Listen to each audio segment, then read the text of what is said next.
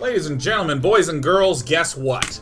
I'm still in love with Brood War. I played a game of Brood War earlier, and it was so sick. I got destroyed because I got supply blocked because I knew 100% for a fact that I had built the Overlord I needed for the Lurkers. I didn't forget.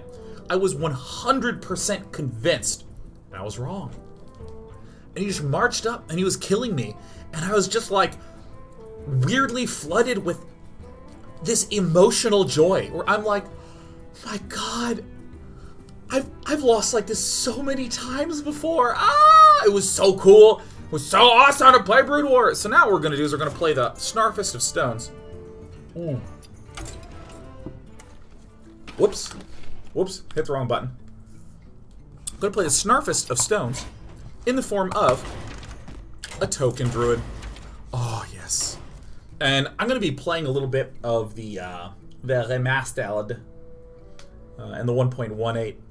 There's currently a bug in 1.18 where low latency lags like crazy. So you have to play on extra high latency, which means literally I can't play Zergver's Terran because I need my muted control. It's like, it's like so stressful. I'm just going to go ahead and play Protoss. For any of you who are curious what a token druid is, it's based on the Magic the Gathering concept of a creature that doesn't come from a card. So for instance, whenever you cast a spell, summon a 1/1 Violet Apprentice, the 1/1 Violet Apprentice is not a card you have in your hand that you play, it's generated by the Violet Teacher, and therefore it is called a token. That's just what they call it in Magic the Gathering, so this is spread through all corners of the lands in card games.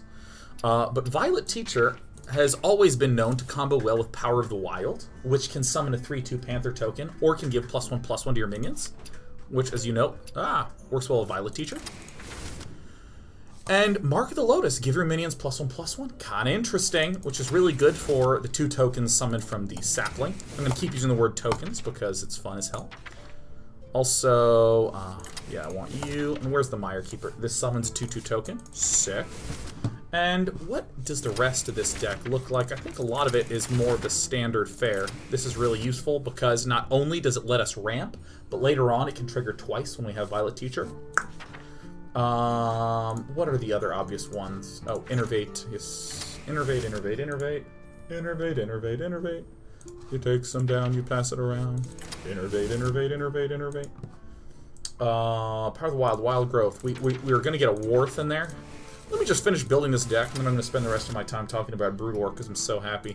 If we have a lot of tokens, we may as well hit him with a Savage Roa. Oh, I love when decks do this, a single Ancient of War tech. And let's be honest, it's good to see you back, Cenarius. It is really good to see you back. Violet Teacher, Azure Drake. So good for the spell power. Dragon, Swaggin, Dead Bodies Dragon. Mialagos.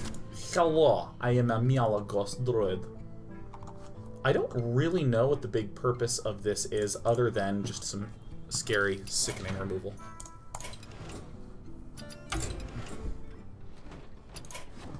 That deck is only for wild games. That deck is only for wild games. By the way, I keep going up to rank 4, and then I play this deck, which is like my favorite deck that I have played recently. It is a ridiculous Secret Mage. Ridiculous as in you sometimes just blow him up on turn 4. Most of the time nothing happens. But you get like the turn 1 Cabal Lackey. Turn 2 you coin out the Kirin Tor Mage. Turn 3 you play the Cabal Crystal Runner. It's really fun. Okay, let me do this.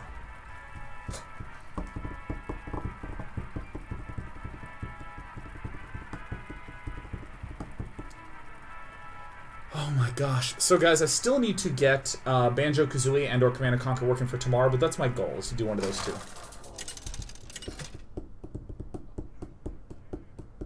P. Denny, listen, I am in the happiest mood ever, so if any of you have any questions, it's perfect time. P. Denny says, this is so confusing, what kind of games is this deck slot for?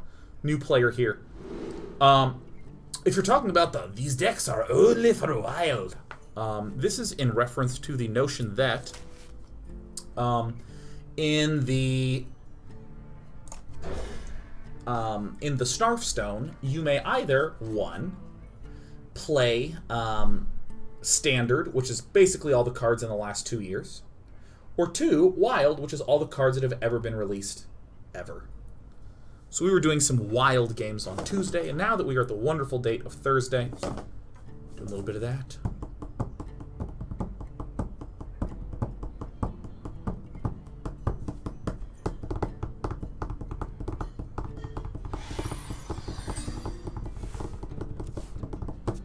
God, I cannot believe the latency thing in Brood War. Oh my god, I can't play Zerg vs. Zerg. Oh. Side effects. Dermacia says, will you explain Brood War in a fashion that beginners will understand? You got it. Hi, Sheriff. Oh, you're so sweet, your little Mario cat. You want to come up? Hi. Yeah, so sweet. Oh, she's rubbing my knee. Sure. Excuse me, it's Dermesius. Forgive me. Alright. In-game design. Let me note for you some very important things. These are 2 important principles, right? 2 important principles with game design. 1, the point of a game is the problems it creates. Almost any other product, what you're trying to do is make the game smoother, easier, or make the product smoother, easier, better, clearer. If I have a coffee mug and my fingers do not fit through the slot here, there's a problem. It's hard to hold. We'll fix the hard to hold problem by making it easier to hold, right? If my iPhone, if when I swipe my finger across the front, it doesn't register, we need to change the materials that are here. This is how you think of products. Have a problem, fix a problem. But in a game, it's the opposite. Have a problem? Good. Make problems for players. In golf, your goal is to put the ball in the hole, and the easiest way to do that is to pick the ball up and to put it in the hole. That is the fastest, smoothest, cleanest, easiest way to do that, but that's not very fun, is it? The land serves me. It is just not very fun to pick the ball up and put it in the hole. When you create more difficult bullshit for the player to walk through, that's when it becomes more fun. And Erisic1 says, always the golf example, man. Fuck yeah, always. It is an homage to my glorious design professor at USC, Tracy Fullerton, who's the fucking best. Fuck yeah, Tracy. The obstacles are what make the game fun. And there are modern examples of this as well. For instance, some people say, I miss last hitting when they go to Heroes of the Storm. I miss that. I wish that I could do this fun activity of last hitting. It's kind of weird and interesting if you think about it. Like, huh, wow. Most people would...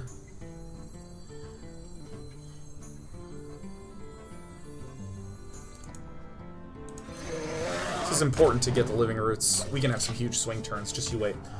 A lot of people would go, oh, last hitting is hard. It's like a check to just see if you get to play the game. But a lot of people really like last hitting. Just that difficulty being there is very fun and satisfying for some people, right? So that's the first thing you need to know, is that a game is primarily all about the problems and the difficulties that it creates. That's what a game is. Secondly, if you...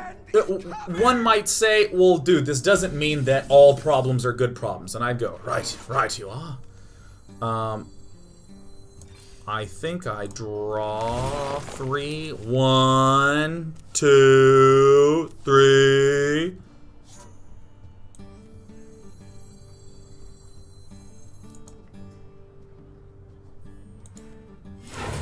This sucks, but I don't want to burn cards right now.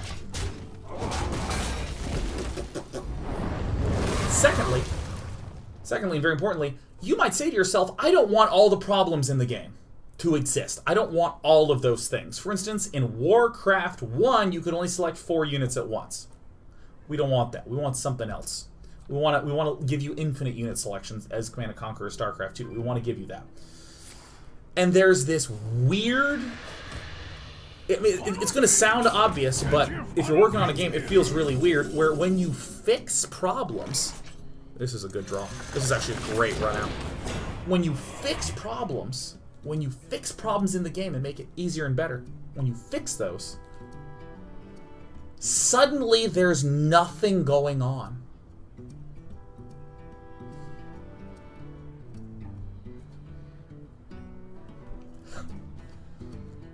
And what I mean by that is, if, for instance, you made all of your barracks auto-produce in StarCraft, and there's mods where you can do that. I mean, all your barracks just churn out the units, just flooding out. If you made them do that, I should hit here, 100%. It's gonna play a Drake. Then, and if you remove supply depots, and there's mods where you can do this, no supply units auto or buildings auto build. Suddenly, nothing's happening. You're like, all right, I want to build immortals. You build it, and then you're just sitting there. Sitting there, waiting, hanging out, sitting, chilling, waiting. Sitting. We're sitting, we're chilling, we're waiting. We're just a big pile of chilling people. I will elect to clear his board.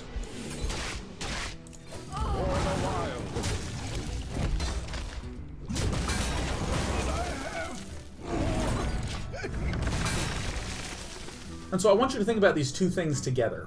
What are... Like, games are fun because they're difficulties and problems, and games also have to be careful about making sure they're not smoothing out too much, because not only does it stop being a game at some point, but it's very easy for literally nothing to be going on. So many, right? For this big dearth. And I think that, for instance, StarCraft 2 has a much more streamlined base and unit management system compared to...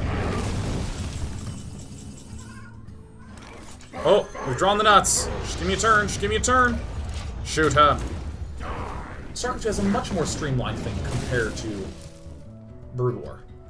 And StarCraft 2 then also has units that have a lot more complexity and things that are going on with them. In Brood War, and this is finally this builds up to my explanation of what the hell is Brood War. Brood War is a strategy game where there's... Yes! Yes! Oh! Oh! Oh! Yeah, that was a mistake for sure, dude. I'm ready to learn. Oh.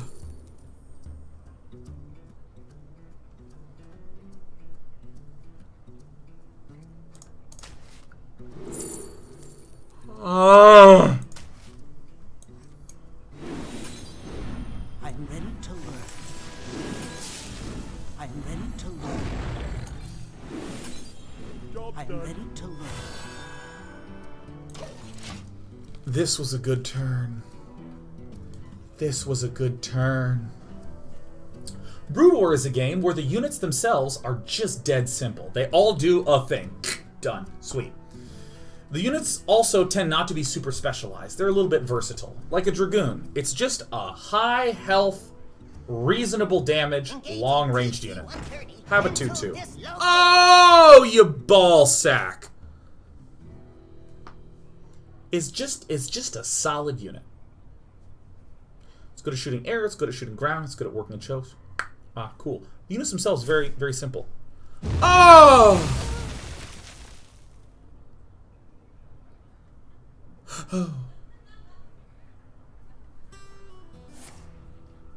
Oh! Time to draw a billion cards. So we can Scenarius the whole board. I'm ready to learn. We wins the video game. Soon enough, I'll tell you all that I know about Brood War. I gotta make this its own segment.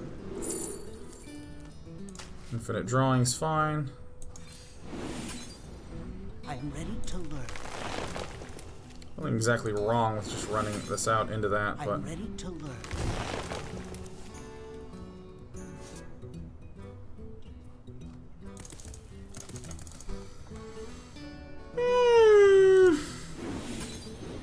I'm ready to learn.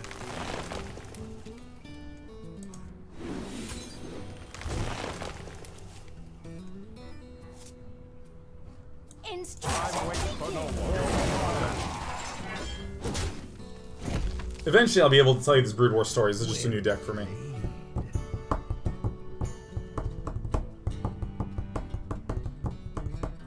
I can actually give you this entire explanation of everything I just said in a much shorter period of time, and as someone who's very competitive with himself in terms of being able to articulate things clearly, I demanded I give Sheriff snugs. Now you gotta be careful, my back's still a little tender. What are you doing?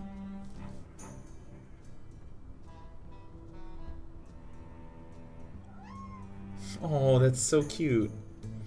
Did you hear her little meow? Who knows what secrets will uncover at last?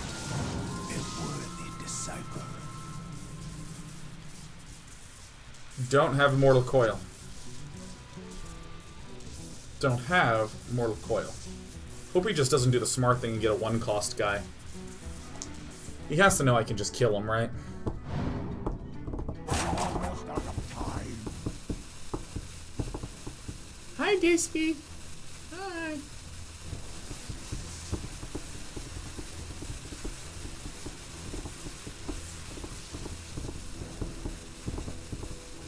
Don't do the one mana Kazakus thing. Damn it, damn it, damn it, shit. This guy, he fucking knew it.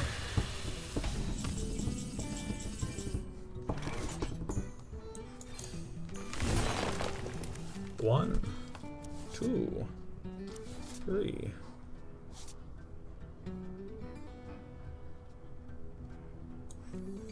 Pay attention, class. I'm ready to learn. I'm ready to learn. I'm ready to learn. Alright, come on. To learn. I need to have some survivability here, right?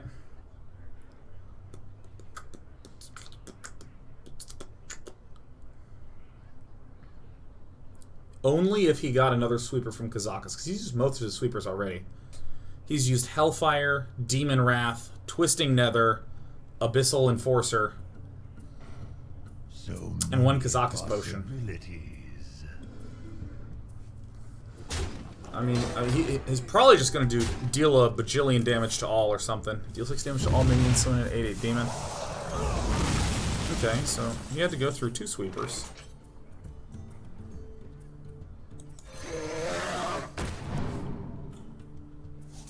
Well played. The land serves me.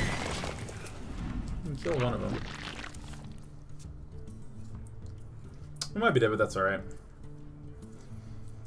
He used 6 sweepers against us. Oh, my 2 babies up there. To haphazardly finish the Brood War rant, Brood War is a game that has incredibly simple, straightforward units. It's super clear to understand how every single unit in that game works. My shield for But the way that... So I do this, and then this is 3. We gotta make him very quiet for a moment. We should be very quiet. 5 and 3 is 8.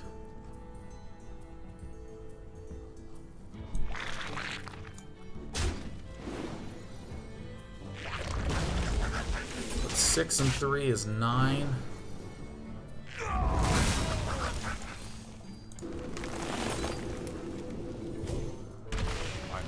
Out of cards. Feel. Do we have enough? 4, 5, 6, 7, 8, 9, 10, 11, 12, 13, 14. One time! God, I cannot finish this thing and try to figure out this game at the same time.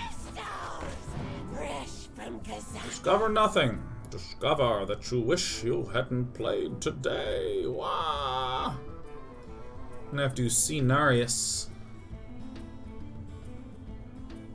Ah!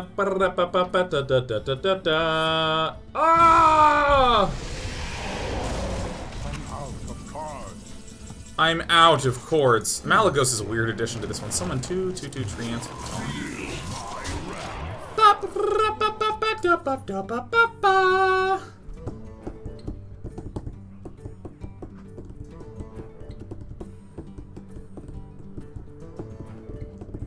I feel like an Arcane Giant, or even 2 Arcane Giants, would be very, very nice in this deck.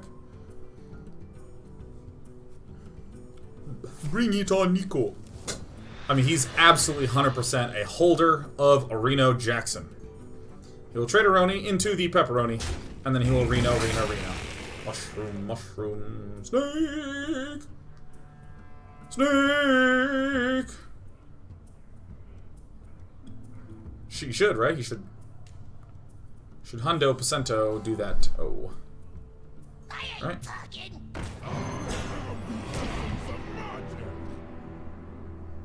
Nice.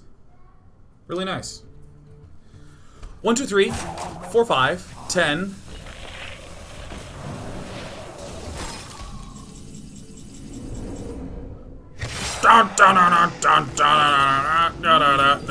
Remember me.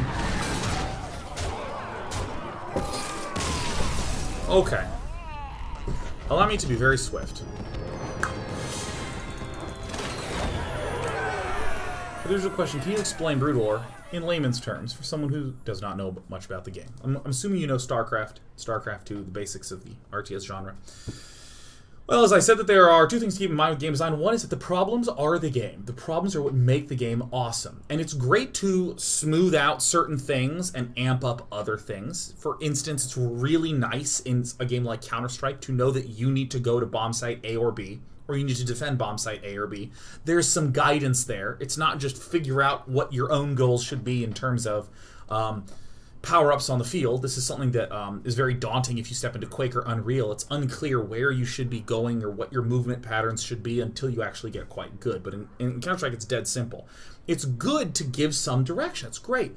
But you want to be very careful because of our second thing, you don't want to wind up in a position where there's nothing going on, right? Where players are just kind of bored and there's nothing really to click or do. You're just sort of sitting there waiting. Nothing's going on. Meh.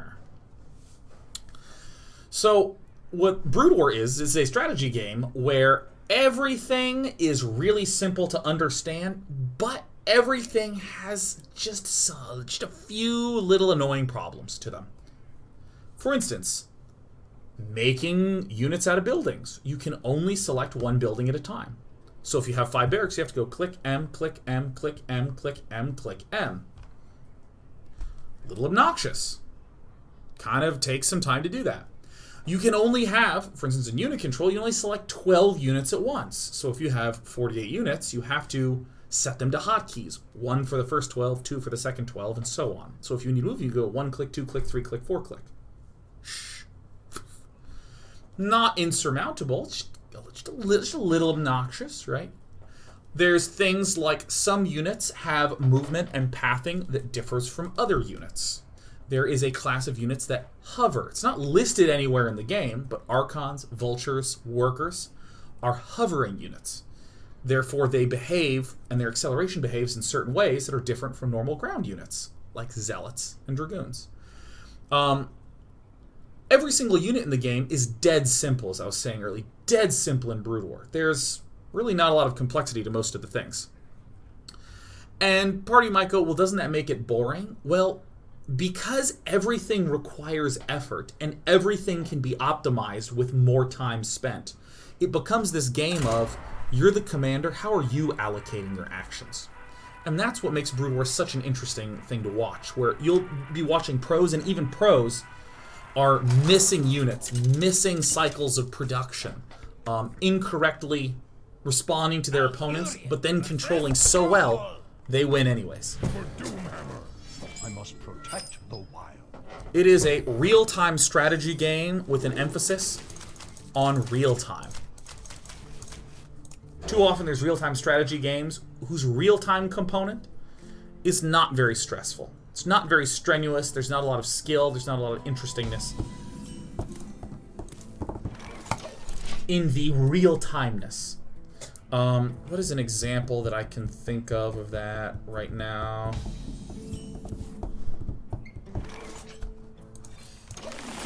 Can't think of one off the top of my head. Can't think of one. Original Command & Conquer is a perfect example. Original Command & Conquer, it's just pretty straightforward. It's just some pretty straightforward stuff.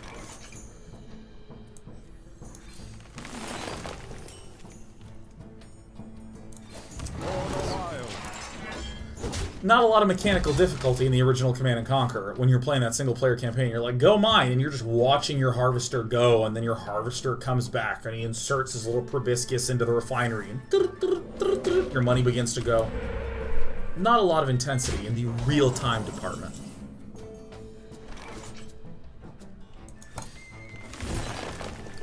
Going to keep on rolling.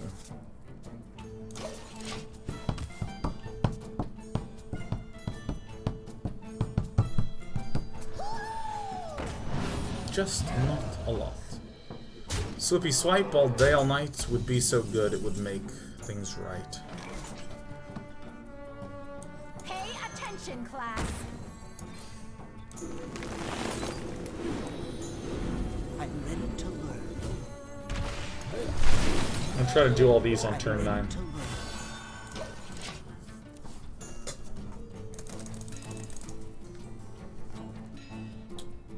It's just so awesome in Brood War. It's so awesome.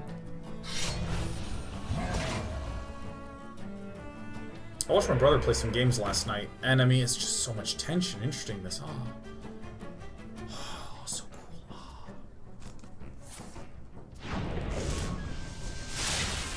Units behave remarkably suboptimally in ways that surprisingly positively benefit the game.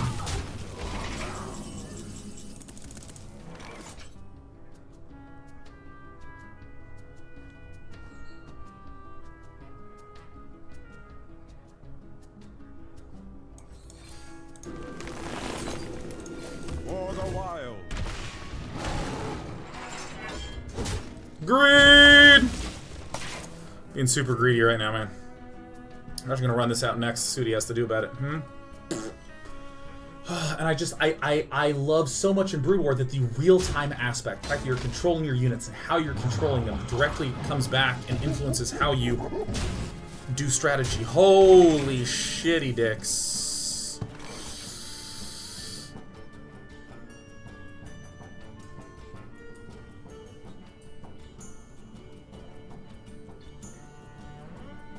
The hell do I get out of this one? Behold the rage of the fireland. Do I even want this guy down right now? I feel like I goddamn do, but I think I need to run these guys out a little bit more aggressively.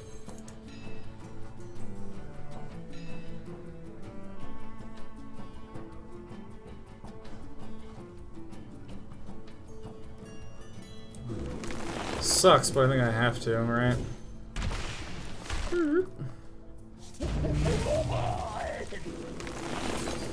Seems okay.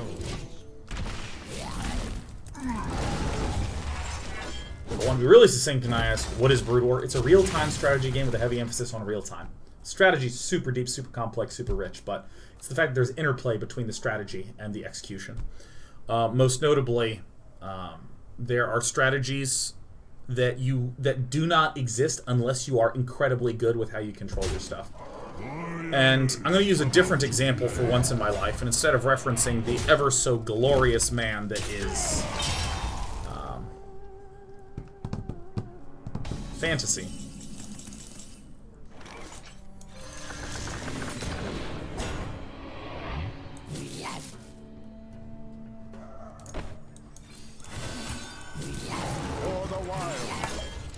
Rather than reference Bisu, who always did, the Corsair DT is like famous. But I'm going to talk about Fantasy the Terran player, who does these ultra crazy dropship micro-intensive plays. Krillaxis, it seems weird to me that this game supposedly is very satisfying. To me, it seems like it would be utterly frustrating when units are just not responding in the way you want them to. You would think that. You would think that, but let me do a comparison. You would think that it would be frustrating to play Rock Band because you have... Oh my god, I almost died because I inhaled some saliva. Oh, this is very emotional for me to talk about. In Rock Band, you have to hit those notes, and if you mess up, you lose your combo. That's not very fun. To be missing notes. Ugh.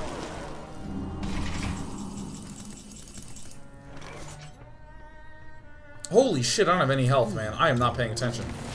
See, it would be frustrating to miss those notes, but in actuality, it's just so fun to hit them. And then when you miss them, you try to get back on and do it again. Because it's not the case. I'm so dead here. I'm just gonna say well played. This Malagos seems completely and utterly out of place in this deck. The joy that you get in StarCraft is very similar to the joy that you get in a rhythm game, where you have to do this, and you have to do this, and you have to do this, you have to do this, you have to do this, you have to do this. I feel really weird about this Malagos. Maybe I just shouldn't cut it quite yet, but it seems so out of place in this.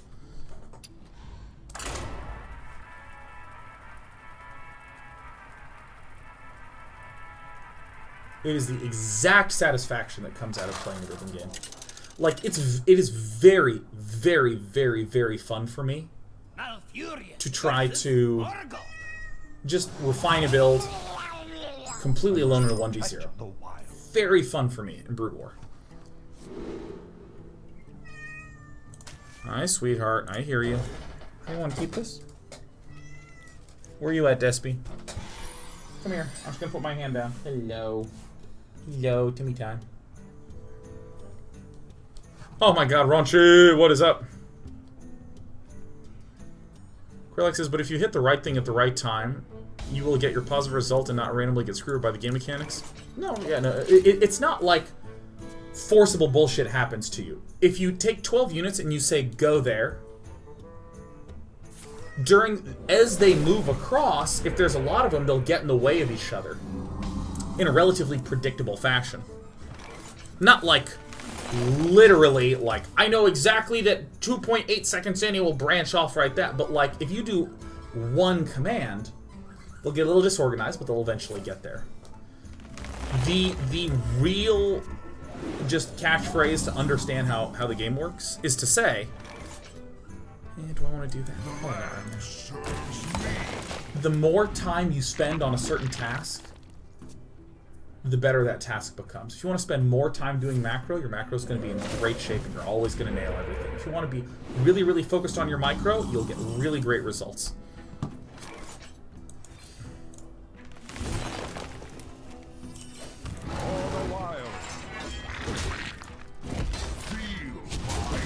The more stuff you input, the better that specific task turns out.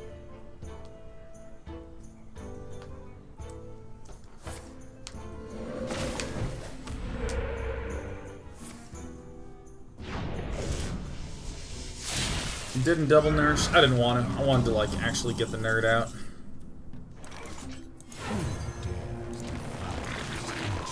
Woo! And so, you know, a lot of the things that exist in the game that are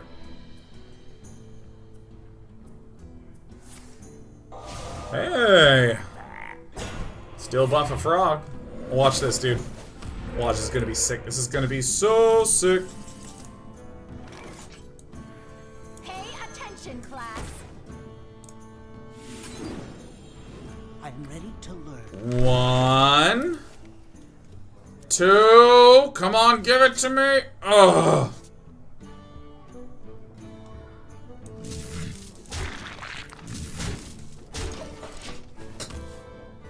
A lot of those things that are a little bit annoying to do are just so satisfying to do well. It is annoying that I cannot select all of my buildings in macro, but you know what? Macroing is just really damn satisfying. It's just really satisfying just to build stuff.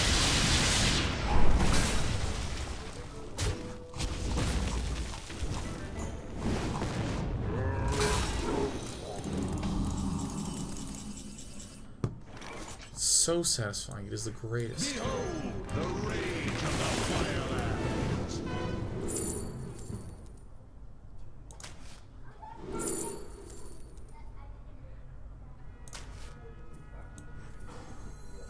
This isn't me.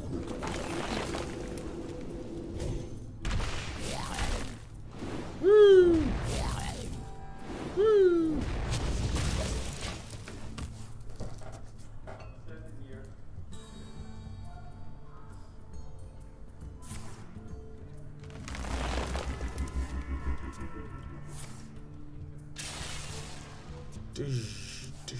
Garden says, is there a reason you're waiting for SC Remastered to do a Brood War show? You could ramp up hype for the release by starting early. I mean, I guess I could. Suppose. Yeah. 1, 2, 3, 4, 5, 6, 7, 8, 9, 10, 11, 12, 13, 14.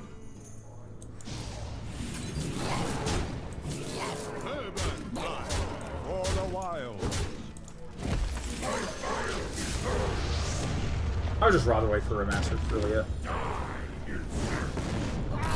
Give me the opportunity to have something a little bit more robust and refined and just good. It'll be glitter if I have the time.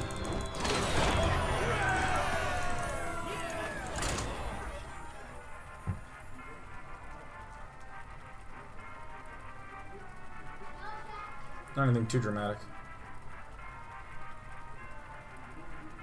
Laser Soup says, I didn't realize that people who are good at StarCraft still feel the difficulty of balancing Earth in the game. Yeah, that's what's really cool, is that there's a feeling in other strategy games that you need to hit this mechanical bar. And if you're at this mechanical bar, you begin to be able to have strategy. And you begin to play the real game. But up until this point, you're going to be struggling to do everything you need to do. But once you can do everything you need to do, you're playing the game. In Brood War, everyone, even Flash, fucks up the shit out of all sorts of things in his game. Mechanically speaking. He loses track of units, he misses macro cycles, he misses depots, he expands late, he positions things incorrectly. He accidentally lifts things when he shouldn't lift them. He whiffs EMPs, he uses mines to kill his own units on accident. All the time. For Flash, the best player in the world, because that's how hard it is to play that game. And a lot of what you're doing when you're playing is triage. Is saying something like, I am sending that army in, and I choose not to watch that Zealot Dragoon army engage because I am macroing and moving this drop over, which I deem more important in the next 5 seconds. You're actually claiming that it is more important to do this than that. And so what happens? Well, if I'm the dude...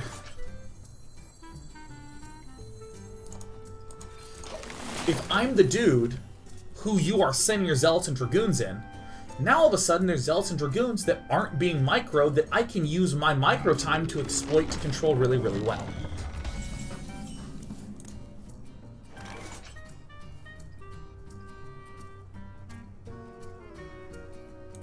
I'm boring!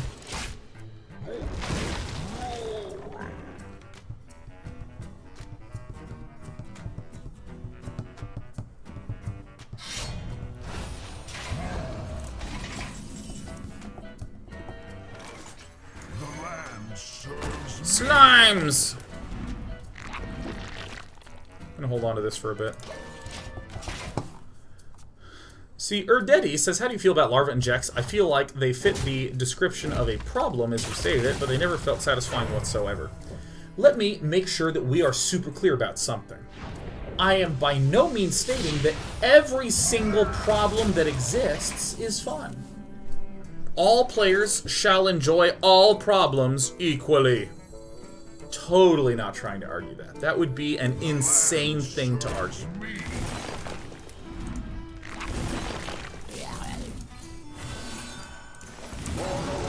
You know, it would be a very insane thing to argue. For instance, doing taxes is a huge problem for me. It's not fun at all. Even when I'm done with it, I'm not learning our taxes. It just sucks. And I think that there are reasons for, you know, maybe why larva injects don't feel good for some people. I think it's one. It just requires a deeper explanation. Like, my explanation for why I personally, as a player, never enjoyed injecting larva is that it never felt like something I could be skillful at. It felt like, again, one of those minimum bar things. So we have no cards in hand.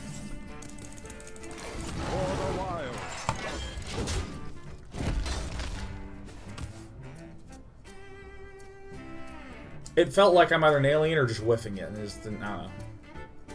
And it was also very fragile. Like, if I missed a cycle, I just would lose. It's not like missing a depot where I'm like, ah, oh, fuck. And then I get to continue to play the game of StarCraft.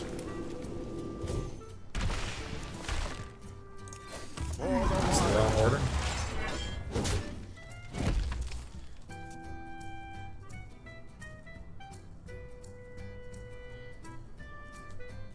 So I don't know.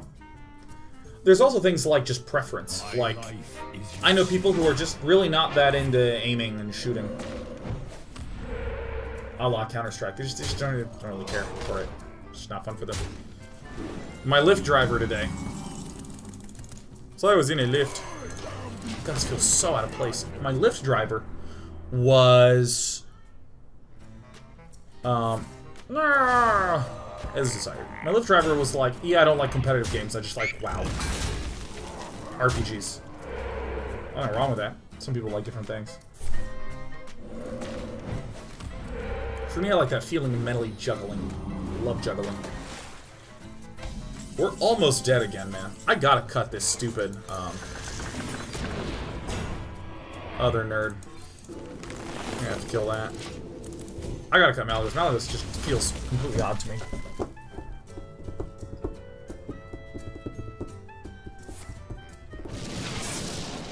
I've been devolved. 1, 2, 3, 4, 5, 6, 7, 8, 9, 10, 11. Come to me. Don't pull a Jeff since larva injects are so iffy. Careful! It's not that they're iffy, it's that I provided a reason why I am not a fan of them. I am not the... That's funny. I am not by any means the arbiter of precisely how design works. In all ways.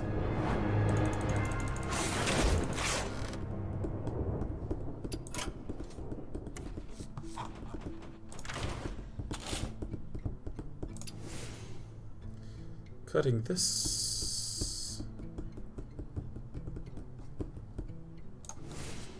Cutting this and putting in, what the hell is it called? The big guy. Arcane. I think this is going to be a lot better.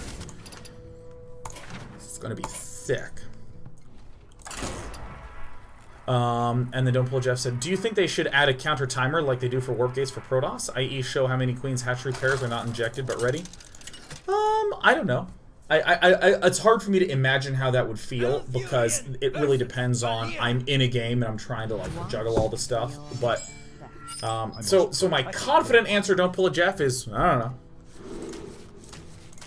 I think I'm playing Mire Keepers wrong. Whatever. It's just like I don't know. Who knows?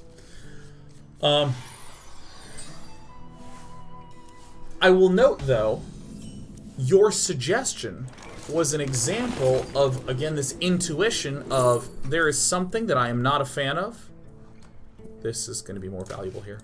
Something I'm not a fan of, so let me add a convenience to it. Let me make it easier, which I think is the real danger in design. You want to buy a funnel cake? No Moros? That's right. No Moros. Could be cool, though. Could be a cool card.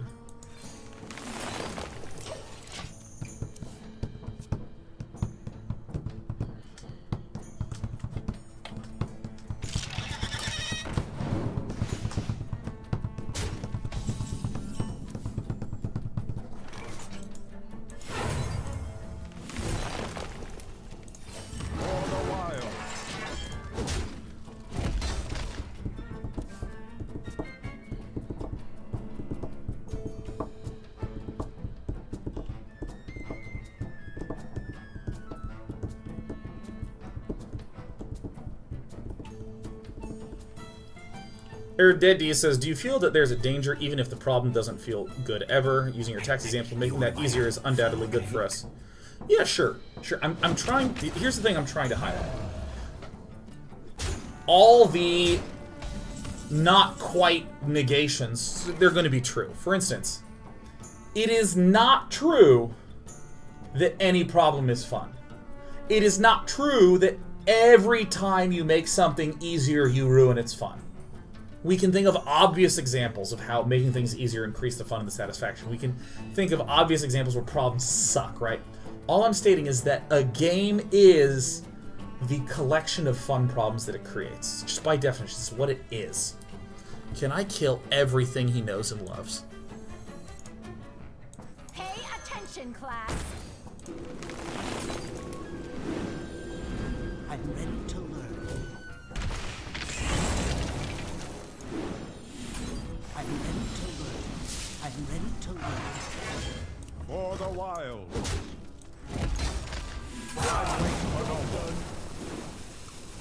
I'm ready to learn. So many stats! Please don't have foul nose, fan of knives. Whoa.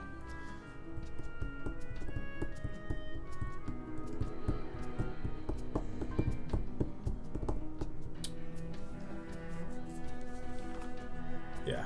Yeah.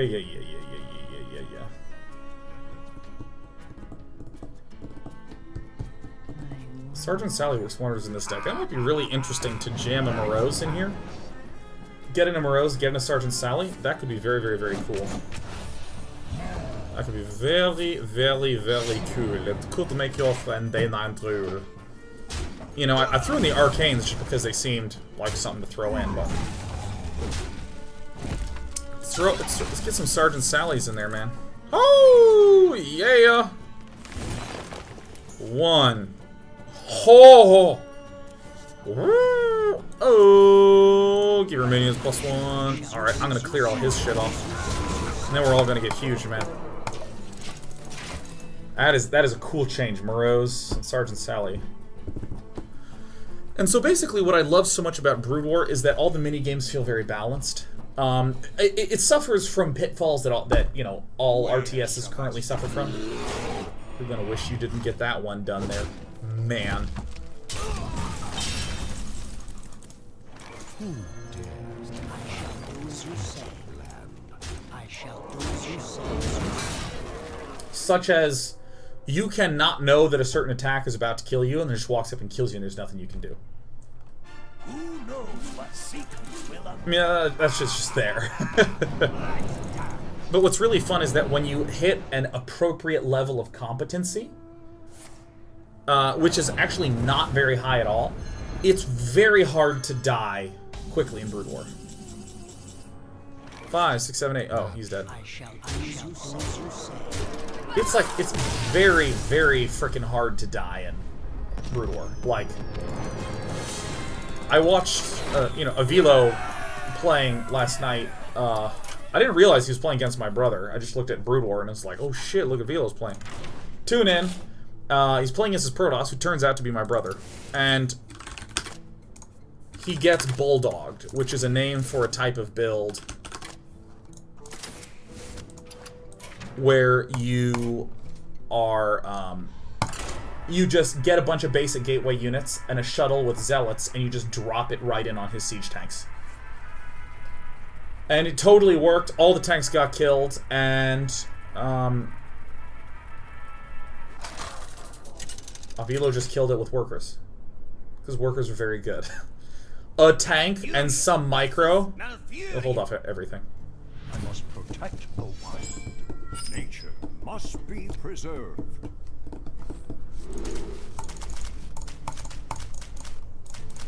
Probably chuck it back.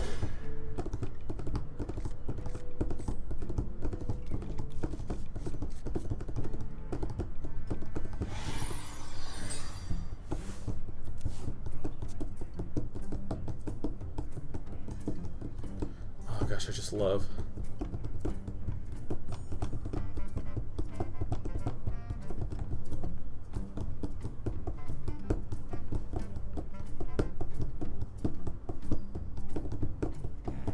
See, Archduke says, I would push back on that. You can have a decent understanding of the game and can continue to get crushed by mutas without being able to learn anything.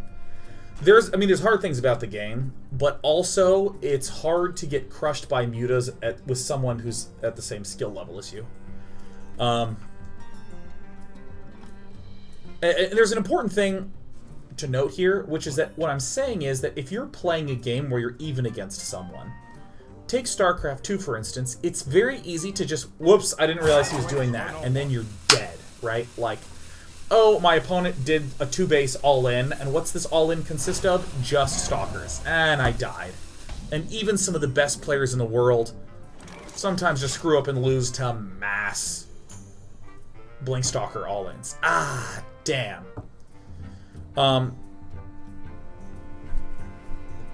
Those types of timings don't really exist that much in Brood War. I mean, like, I can think of some, but that rarely was in my head when I was playing. You wind up with, like, super incredibly difficult skills that another person can be good enough at that it's very hard to overcome. For instance, building on what Archduke was saying, if someone has absolutely stellar Mutalisk control, they can just kill you. I know his real name. What was Jacob Winstead's online name? LZ Gamer. LZ Gamer. In Brood War, he just went really fast Mutalisk and Zerg vs. Terran and would just kill people with it. And he had like no follow-up in some of his games. I'd be watching and be like, oh, if his Mutalisks don't win, he's fucked. And then he would just win with it. Okay, cool. But he's very much so relying on this one skill. Similarly, for me, the thing that really killed me a lot was Protosses with very good macro.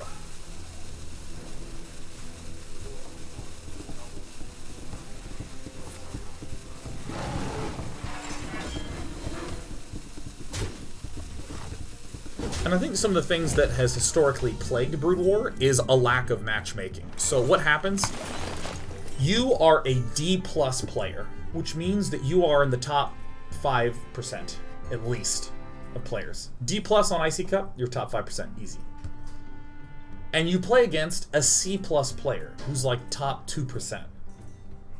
And the C+ player will literally beat the D+ player every single time because there's no matchmaking. They shouldn't be playing each other, but there's like, no, there's no way this guy will ever freaking lose.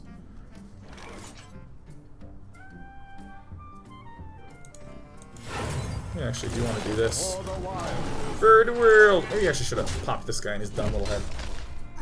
For any of you who don't know the ranking system, in D+ equals top 95th percentile. Yeah, whatever it is. Like, you're in the top 5%, you are 95th percentile. I don't know how the right way to say it is.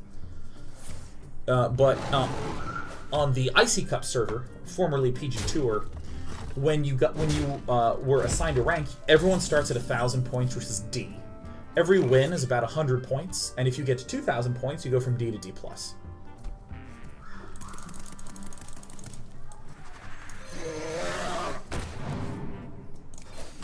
the wild. I think it's totally fine for me to hit here, given there's a strong probability I will do that again.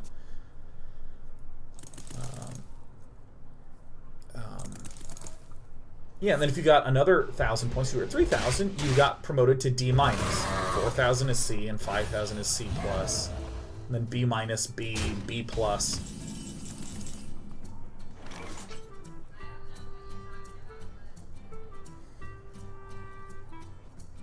land serves me.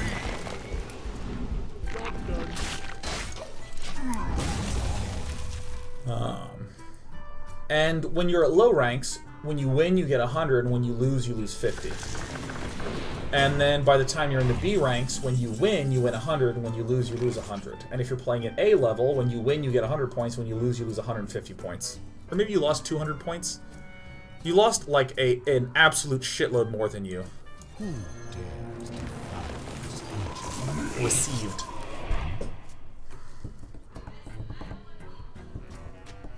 It is so fucking hard to grind up once you get to A level. It is so fucking hard. Oh yeah, and then beyond A+ is Olympic.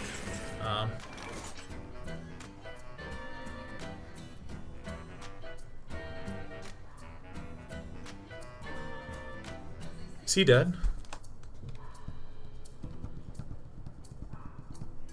1, 2, 3, 4, 5, 6, 7, 8, 9, 10, 11, 12, 13, 14, 15, 16, 17, 19.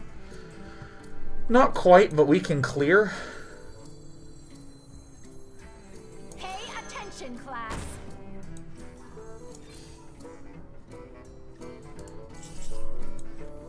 I want to do like this first. I am ready to learn.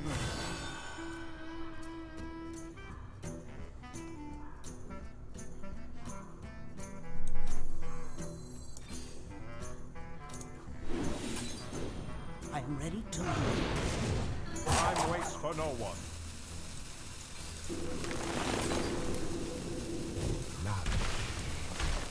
Feel my wrath. Okay, sorry, these turns just take me a moment.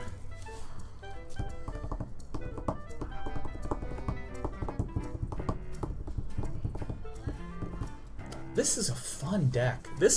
I'm stopping and I'm really trying to think through what I'm doing just to try to like order things. I like that feeling. That's really fun. That I think is my favorite thing about card games and the big reason why I do different decks all the time. I really like that feeling of trying to quickly approximate what the hell I'm supposed to do. I just like that feeling.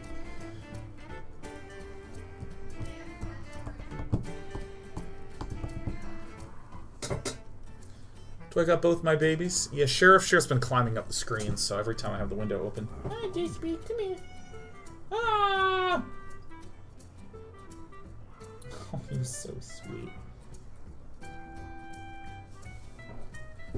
I think there's this really interesting dilemma Time waits for no one. when it comes to the design of a competitive game, which is that you need to, one, have huge skill gradation, where someone who's D level shits on someone who's D minus, and someone who's D plus crushes a D player, and someone who's C will never lose to a D plus player, and all of them look up at the B player and go, God, that guy's amazing, and the B player says, I'm shit, people at A level are insane.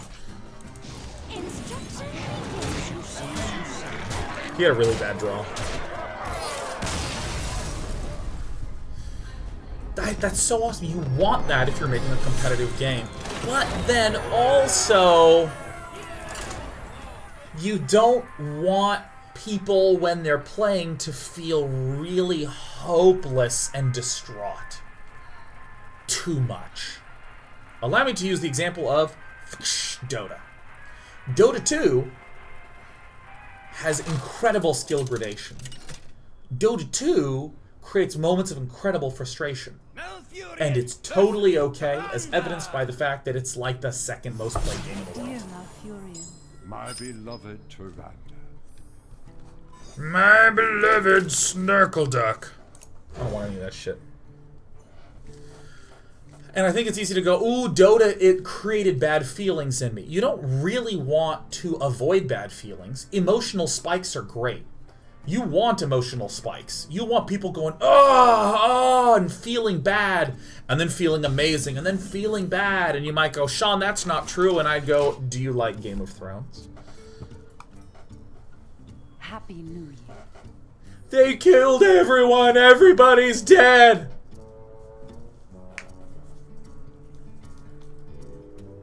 Is someone injured? And I think that it's incredibly important to say, okay, what really is going wrong here? What really is causing this particular game to instill a sensation of hopeless angst?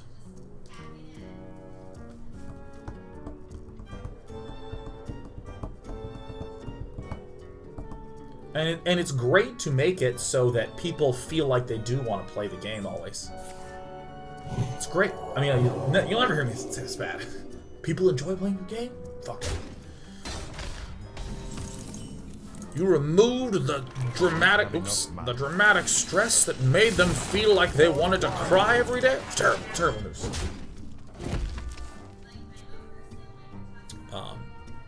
This is great. Stuff's great, it's fine, good, all wonderful. A+. But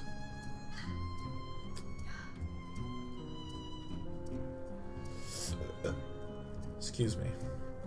But I lost my train of thought. Oh yeah.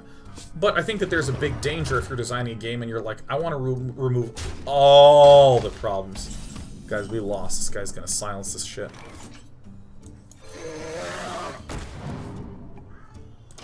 Alright, let's make this guy earn his paycheck, huh?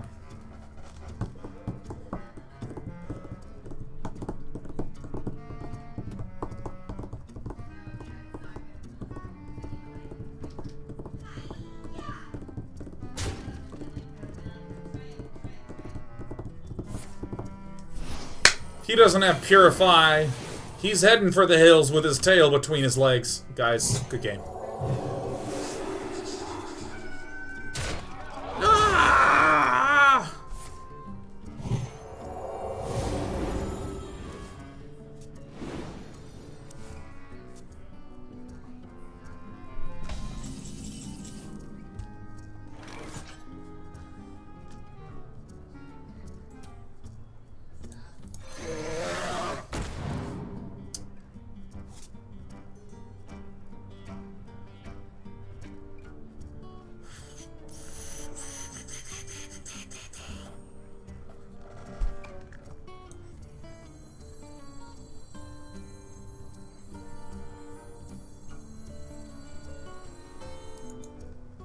I have absolutely no idea what I'm supposed to do.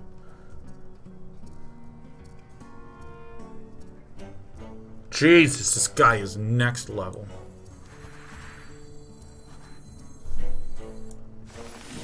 It's not the best choice, but I did make a choice, and I'm proud of myself. This guy's so sick.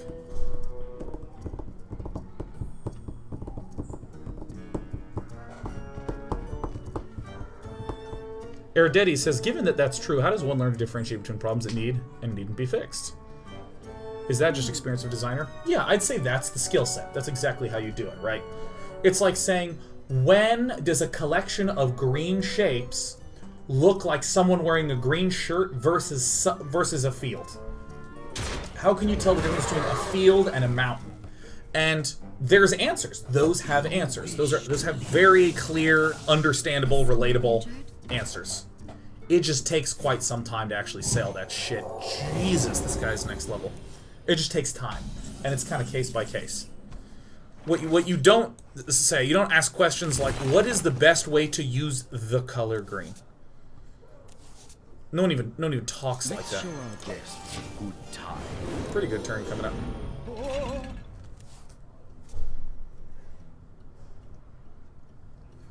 So I don't think that it is important to have a rule that can be boiled down into a sentence or two. I think it's important to have some principles. Principles like, oh my god! Fuck! No, don't give me your stupid, oh my god, this guy's deck is too good.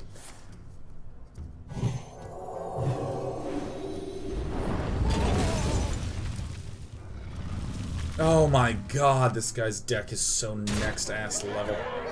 This guy's deck is next ass level. I think he has lethal next turn as well, man. Shit. Pay attention, class.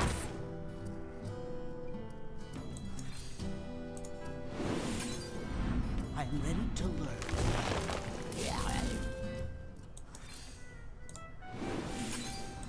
I am ready to learn. Good luck to me, good luck to me, good luck to me, good luck to me. Come on!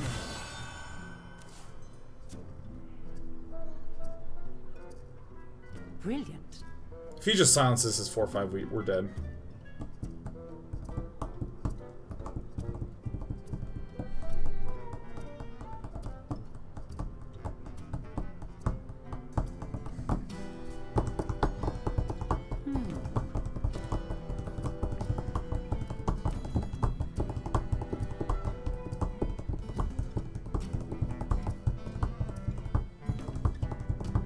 He hasn't done anything yet, that's good.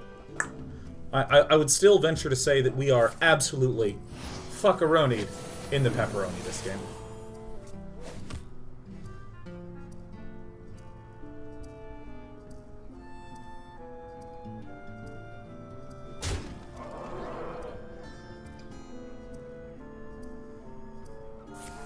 I feel like he already has Purify, right?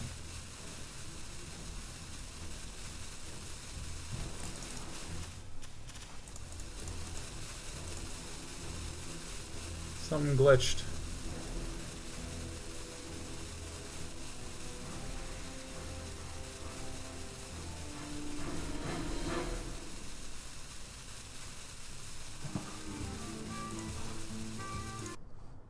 Close the client.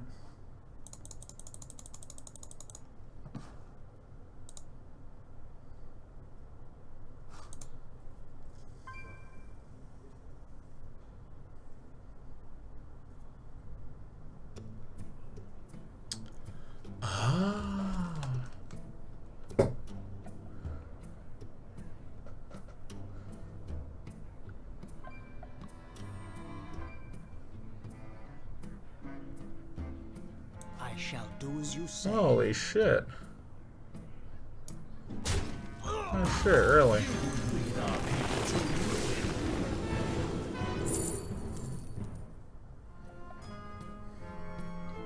Fuck it. Time waits for no one. Oh shit, Val. Okay, so Do as you say. you and you and you. And then like this, and then... For the wild. We missed out on a 1-1, but that's okay, I'm the man.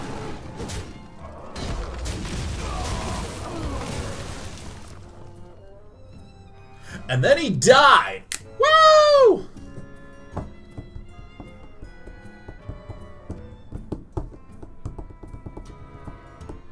And that's why you don't run a Purify Priest, except for when I ran it. It was cool then. Where's a pen? I got a twiddle, dude. Got a twiddle, I got a twitch, I got a tweak. And then I gotta play some Brood War tonight. I gotta get all my gaming back.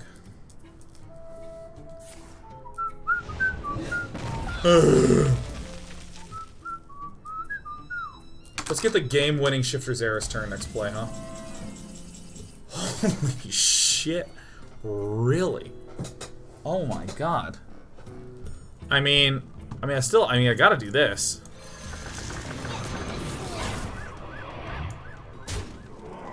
You know, I should have run that into this dude. I mean, I can't do anything with that, but, you know. I think the 10-10 with taunt is a little bit better here. He would need several things to kill us. Several things to kill us. Tonight, a tale of glory. And here's Ragnaros. You wish to live forever. Oh, it's Cabal Talon Priest. That's so great. Hi, Dispy. Hello, Dispy. Dispy la la la. Oh, actually, this is really clever because it's a 1/1 copy and you can silence it. Oh shit, he used silence there, but what about silence here, man? What ho? Shields up.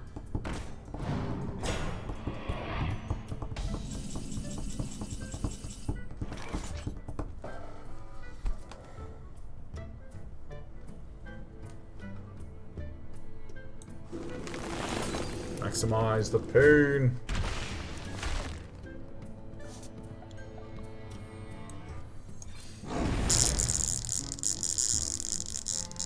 Well played. Freeze. Sergeant Sally is tight!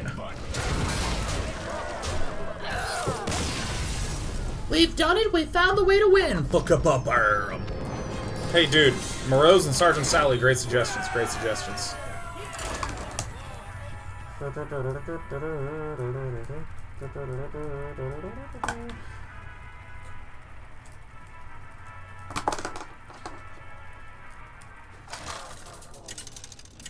Should have sallied the 3 health. Oh well. This was sexier. This is far sexier. Versus Morgul. Far sexier. I must protect the wild. I gotta be honest with you, bro. I gotta protect the bro wild. No, maybe, maybe.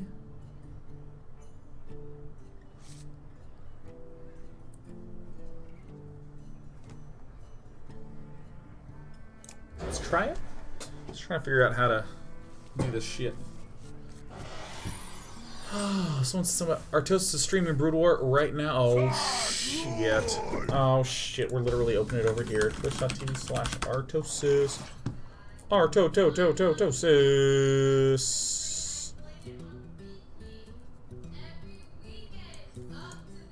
I'm gonna do this.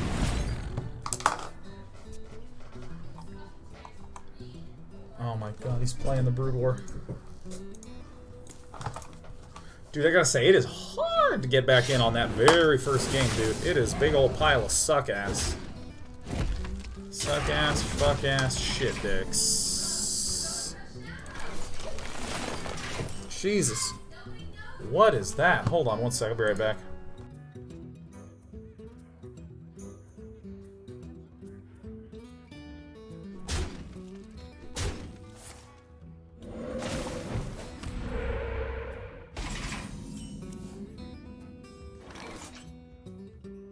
Do not know what that was. It is gone, though. I actually kind of feel like this is good to do. Like that. And then I can do this. I really don't know how to do Mire Keepers. Looking at says, well, I was hearing that for a while and thought I might be losing it. Yeah, I have my window way open. And I live in an apartment complex. And I'm like right over the courtyard. Where people like walk their dogs and punch each other and shit.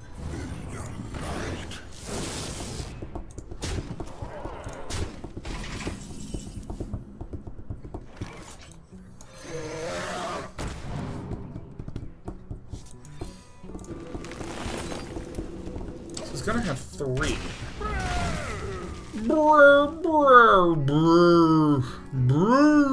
I think I'm dead.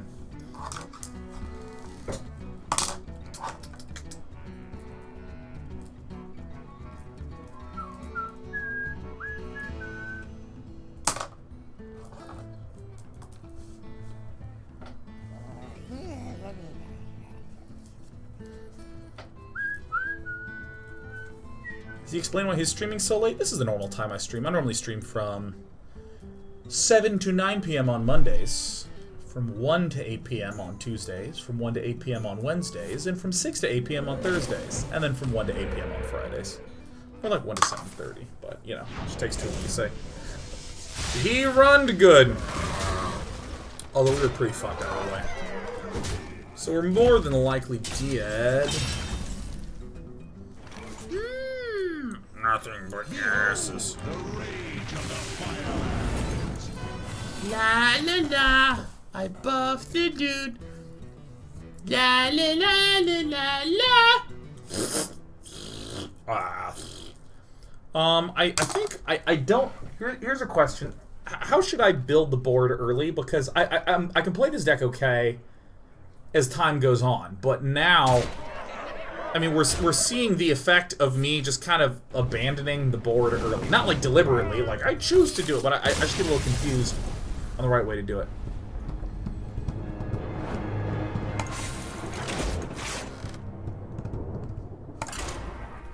Scarban says, hey Sean, what do you prefer? A more expensive apartment within a walking distance of work, or a cheaper apartment with a half-hour driving commute? Well, I mean, I work from my room, so I have about an 8-second commute if I'm slow. But I would vastly prefer the cheaper apartment with half-hour driving commute, because I call people. It's great. It's a wonderful opportunity to just chit and chat about this and that. Who you want, a Day 9 versus Artosis match? I'm just going to go ahead and politely say, fuck no, no, never, not in a million years.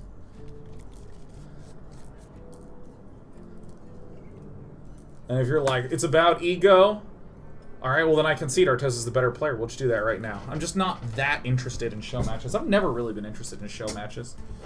Because it's like about the part of the game that's not interesting to me. Like, the thing that's interesting to me is the learning, the strategy, the figuring out of stuff. That joyous, like, yeah, I did it. Wah. That's what I really like. And I like competitions because it is in pursuit of that. I am getting better, and therefore I was able to win X and Y and Z. But, you know, show match versus Artosis, like, I mean, Artosis probably sucks right now. I absolutely suck. As someone who played a game earlier today and went, oh fuck, I'm bad. I would presume that we are both in a relatively similar boat. I summon the Panther! I think I gotta just be willing to get Panthers out there, man. Panther Danthers. Be someone who just, like, totally super duper suckaronis. You know, like, what would be the point of me playing Dan? It would just be like a, yeah, and I beat him! Yeah! I got him! I'm better! It's just not interesting to me. It's just not interesting to me. I think that the only show match that would really interest me would be something where if I was training up towards something. You know, something like that. Vestalapa says you meme matched with Disguised Toast that one time. Yeah, dude, that was awesome. Oh my god, it was amazing!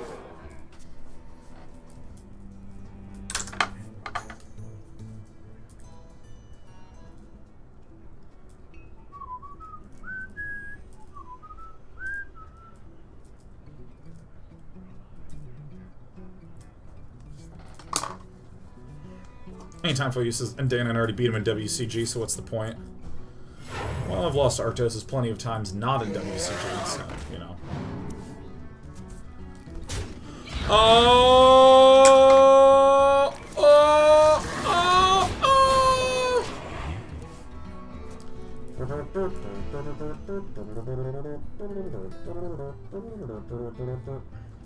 Once upon a time, someone told me there were 3 reasons why people decide to improve at something. One is wanting to look good among their peers. No!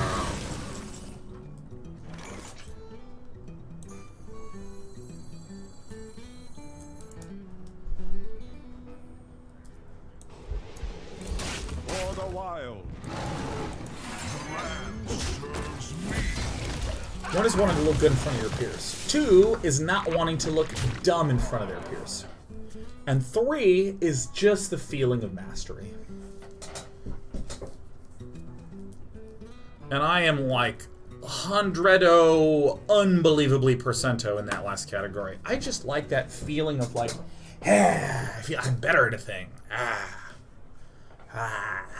It's like why I play Brood War for so long. It's just so satisfying in that regard.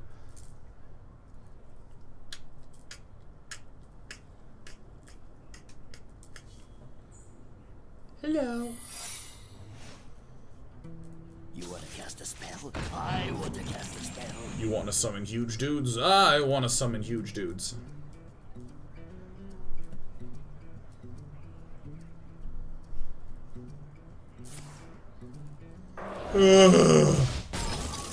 That ruins everything.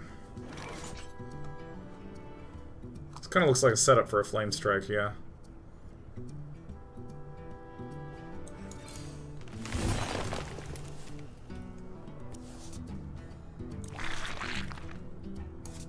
Feel my wrath. For the wild. This is going to be his entire turn. It looked and felt like he wanted to flame us.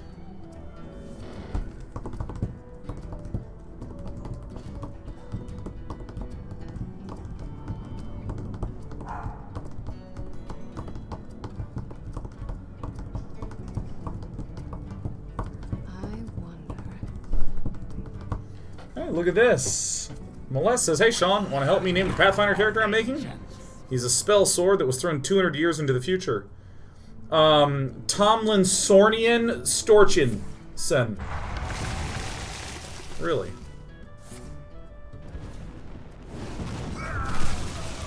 How about Fletcher Side Diometrius? How's that for a name? The land serves me. For the wild. How about Snuckle Snot Heraldin? How about Blothod Thorded? Snorchy Plazudi? Are any of these sticking? How about Snape Dumbledore? Let's be lazy. Call him Snape Dumbledore. How about that? How about Cloud _ Sephiroth with rotating caps? How about that? How about Donald Finger? That's a good name, Donald Finger. How about Tiger Blanche? That's a good one, Tiger Blanche. I like the long ones, you know. Like Knuckle Dirk Periwinkle, you know? Just words mashed together.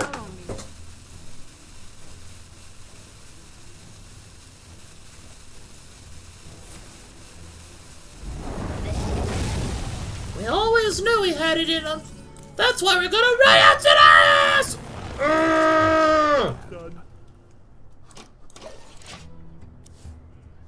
Didn't feel good.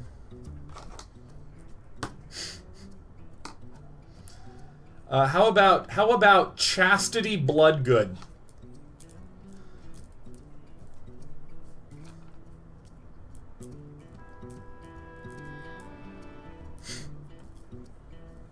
What to do?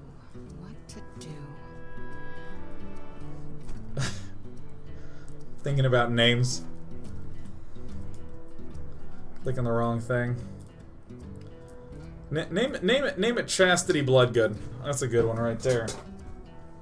How about Prudence Guttleson? At last, a worthy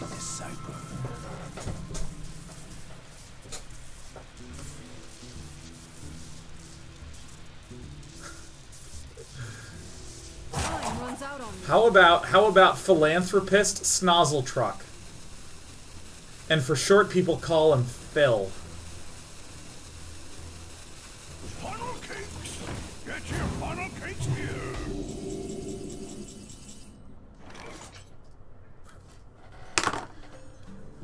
Do we think he's got the no? 5, 6, 7, 8, 9, 10, 11, 12, 13.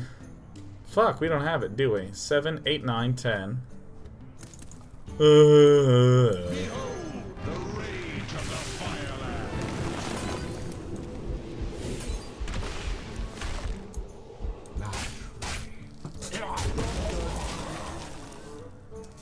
I think these are good names. Do you need more? Do you need more names? You've been thrown into the future. How about Clockwork Dingo? That's pretty cool. That's pretty futuristic. When I think of future, I think of odd things being normalized. You know, like if someone dresses in a hypersexual fashion, people are over it. It's the future. No one makes a deal about it. That's just, they're just called clothes. You know.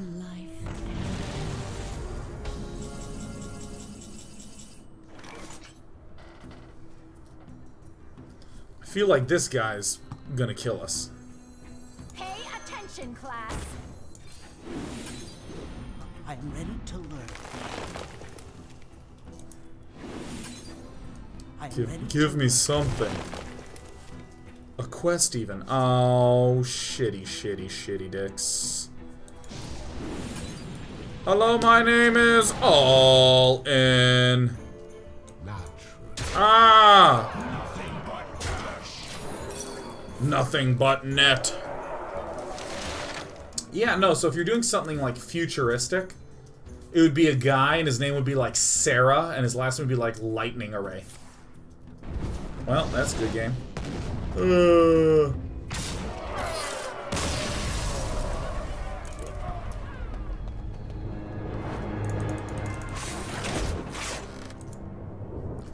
you want a pun name? Do you want a name that's a pun?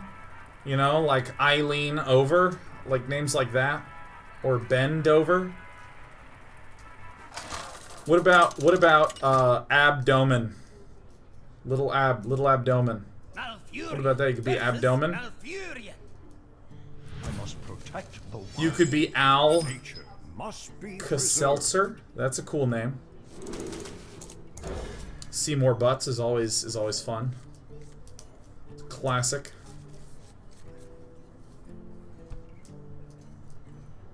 Like abdomen. Dan Druff. You could do the name Oswald Vedenswald.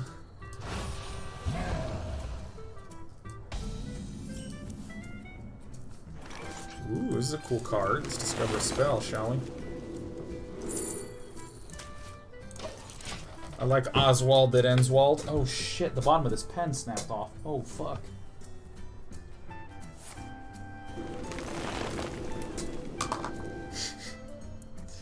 What about how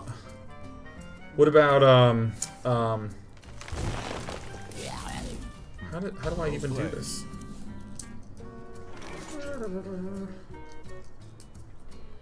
Oh. Have enough money. Ooh. It's pretty good. How about Pierre, because my bladder's empty? Yeah, that's a good one. Pierre, because my bladder's empty.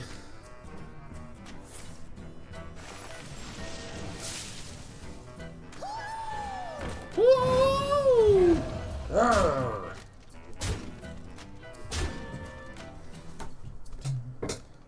Ugh. This game for tomorrow, ask for Rhetorical Meow Man. We're figuring that shit out right now. Hello, I am Sean Plot. I like to figure out things. Just calm this guy down a little bit.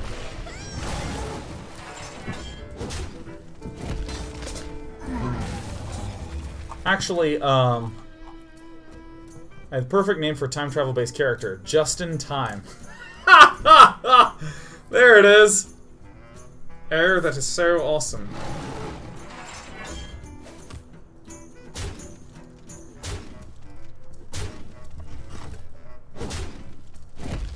Let's get another 1 mana spell, shall we?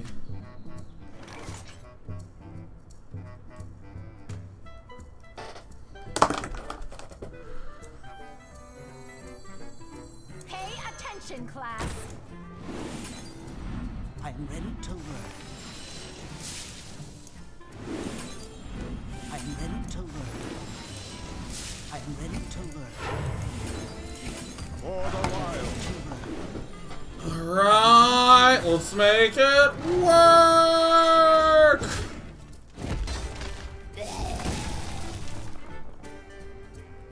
Honest Musketeer says, I read a mystery novel where the cop was called Just In Case.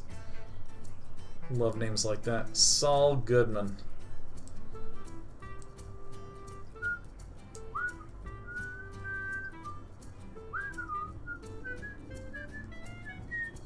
What to do? Hakateer says, hey Day9 bro, why are you not playing Dota? You will be rusty. Should we tell Hakateer how it goes here? We never begin questions with why are you not? We just don't do that here, man. Can pop him here. I am ready to learn.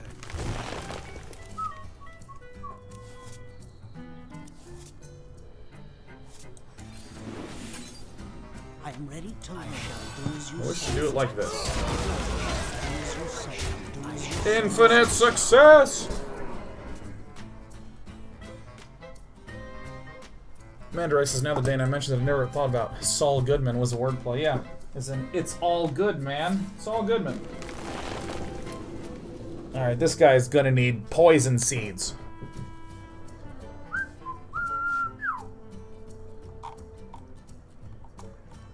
Saul Goodman.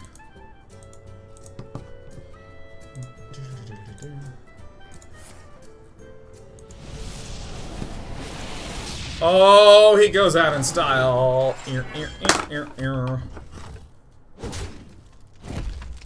can see. Akatir, I played yesterday. Played yesterday for 8 hours. Should be all up on my YouTube. I took about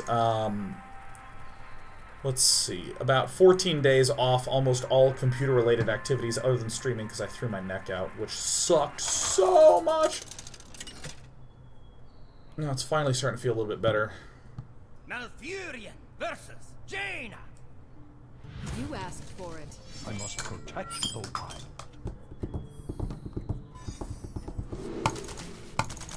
What do I do with Mire Keeper? Do I keep it or not?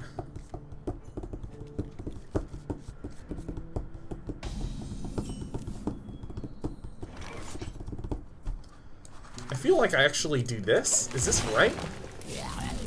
Is this right even?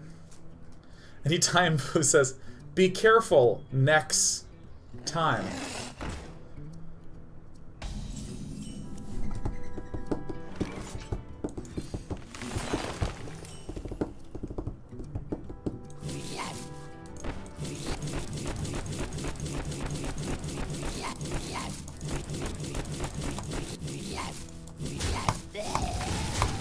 Who runs this card?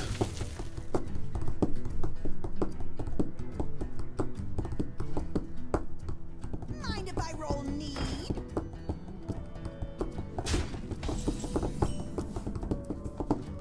The land serves me. What? Smart Keeper really help with ramp. I would never use him for ramp in this deck. I would, well, rarely, I should say. It's this man! No! Not that man. Me, you are on fire. Holy shit, a man after my own heart. Look at this badass.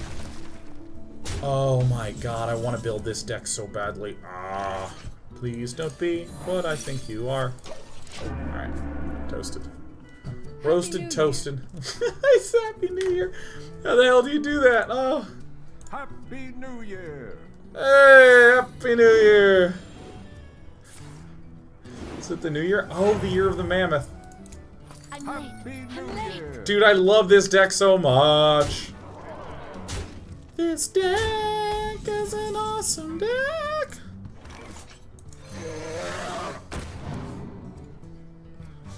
Thank you. You're so fucking late, dude.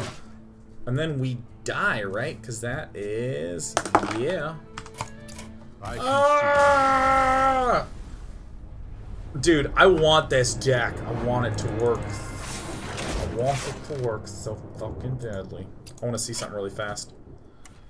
Secret lady, secret lady.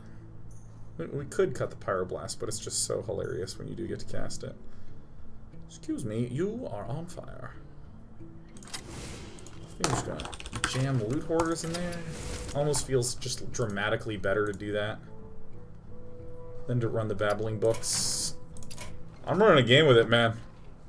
I'm doing it. I'm abandoning ship. Dear Dawn says, is it abnormal to get really, really excited about Mexican food? No, no, no, no, no. Alambre Especial is so unbelievably good.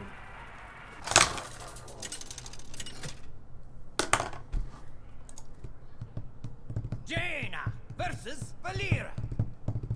Watch your back. Okay. Ask for it. We want none of these. I clicked you twice, two times I clicked you, you big shh. Ah. Bam.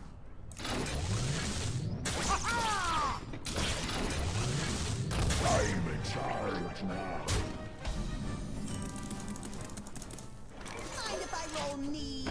See, I'm in the mood to spam click, dude. That's what Brood War's done to me. Alambre Especial. Oh my god. Most incredible foods ever. Alright, what do we get, huh? Get something sick? Ooh.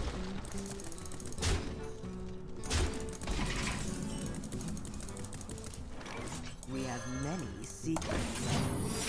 It's probably gonna go bow bow. Yippee yo, yippee yay. Am I wearing pants today? Speed Racer 4321. No, no, no, no, no, no, no, I am not. My pants are on fire.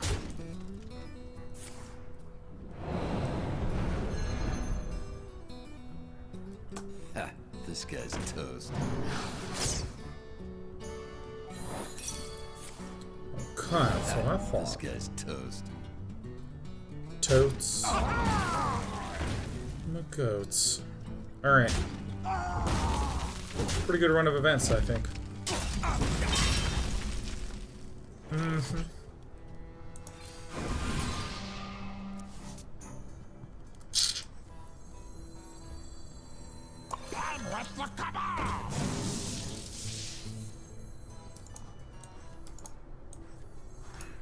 Whatever he casts, I want to counter it.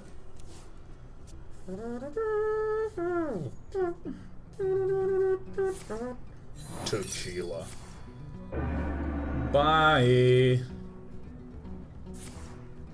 Well, I guess I've just given up on this turn / common life.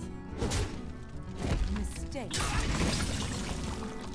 Oh, those sweet, sweet mistakes. We have many secrets. I'm late. See, this is so fun. This is why I love this deck. This guy, now he can run out his little Drake. Ooh, he's gonna run a dragon. It's like so not scary. Oh, man. Man. Damn. Shoot, play.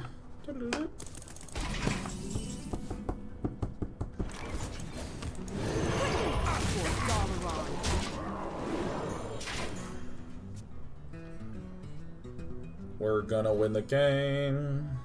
We're gonna win the game. Sierra is gonna lose, because we're gonna win the game. Alright, Sphere Arrow. Dude, cutting those stupid babbling books was such a good idea.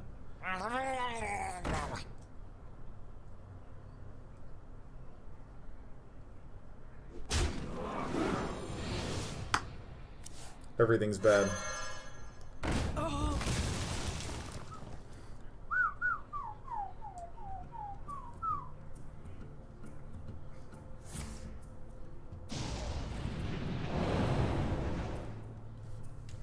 Ugh.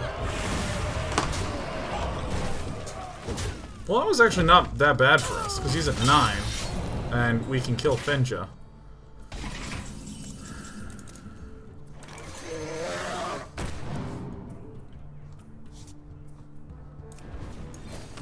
Like this, and then just chill. Thoughts on Brewer Master? Are you kidding me? I'm so excited. Talked about it a million times. And actually, if chat would be so kind as to highlight this for the wonderful folks who are in chat right now. That I've talked about this a million billion times before. That would be so fantastic. I'm late. I'm late. Given that his deck has no heals, I think we did it.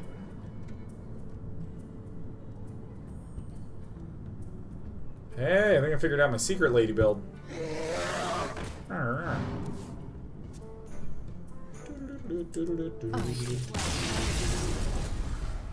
telling you, the secret lady is so fun.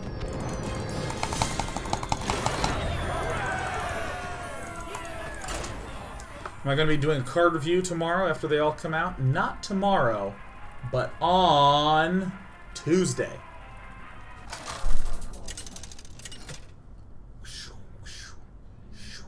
Okay, hold on. Shit, I gotta... For Doomhammer. Okay, there we go. Now we can do some little flippy thingies. Whoa! Whatever, we can't do flippy thingies.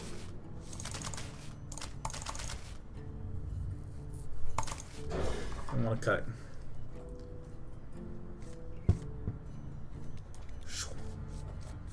Oh, these are highly advanced pen moves. They involve throwing the pen onto the ground repeatedly.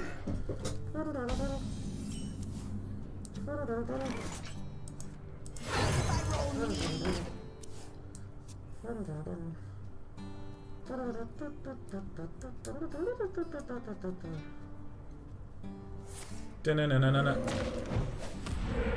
Da-na-na-na-na-na. Ah, what a ball sack. Da-na-na-na-na-na. Da-na-na-na-na-na.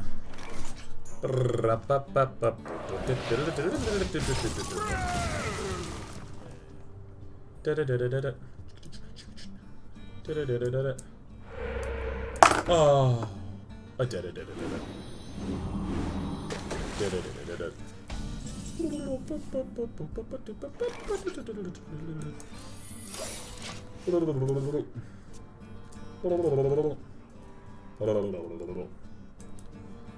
Speeder says, just wait till they reveal that sweet warrior quest with the goal to be playing pirates. God, that would be both hilarious and terrible.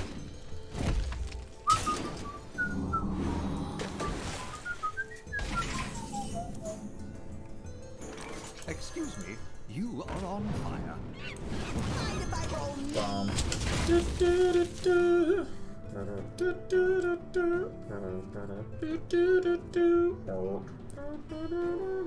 This is a really shitty start. TBC.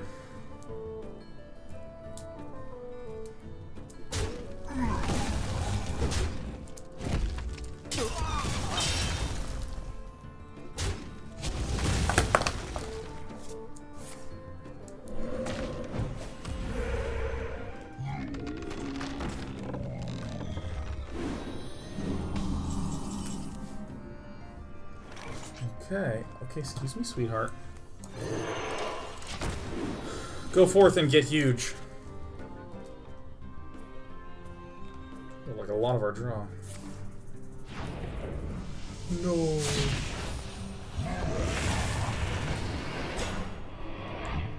This does suck a lot.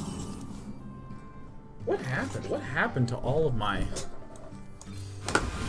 critical board building chords?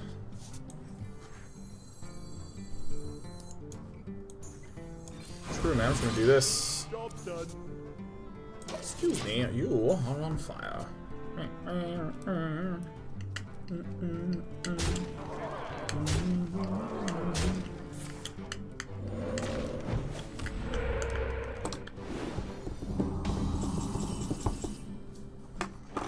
So I can do like this. Excuse me, you are on fire. This guy's with the Cabal, dude. Alright, we already know vaguely how he's gonna trade.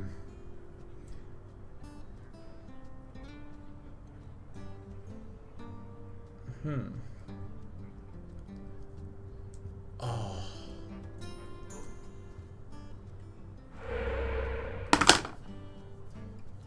Well, he knows what it's not.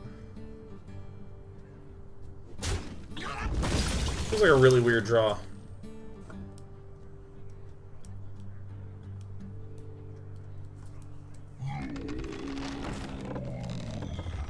Is there a reason that me and JP don't team in Dota on stream? No, there is no reason. There is no reason. The most common answer.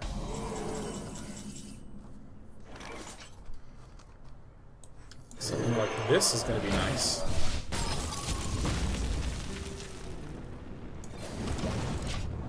Maybe shoot that. Maybe shoot this.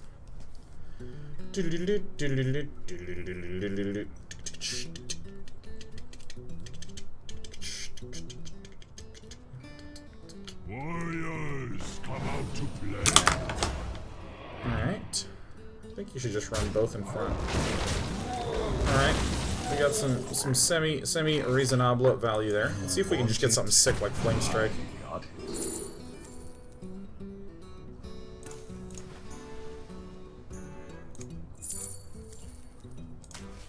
We have many secrets.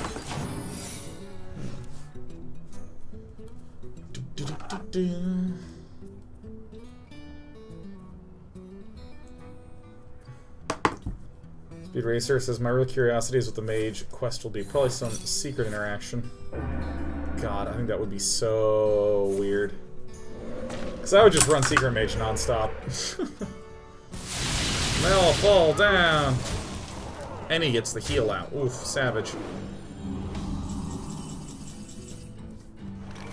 We have many secrets. Dude, this game went really badly.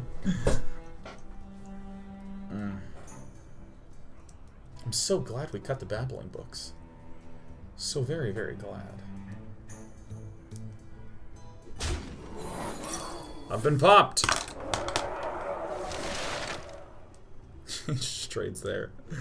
Ah! May your feet never brine. I got him! Feet never brine. Yeah, got him. Don't be a 1-1. Oh shit, that's actually terrible for us. We need Fireball exactly, I think. For the sweat. Tide rising. Okay, we're gonna do one last one. Oh, by the way, did any of you see that Ghost in the Shell did not get good reviews? It was like all style, no substance, a visually beautiful movie. Scarlett Johansson apparently acted very well in it, but it was still sort of a shitty, trite Hollywood remake. Oh. Is Major Domo being rotated out? Jaina! We gotta get a Major Domo mage to work, boy. You're back. You asked for it. Boy.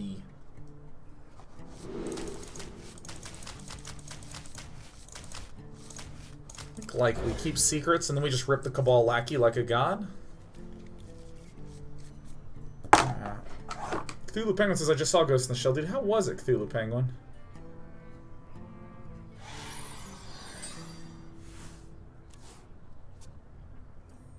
My name's Day9 and I like to rip Cabal lackey off the top.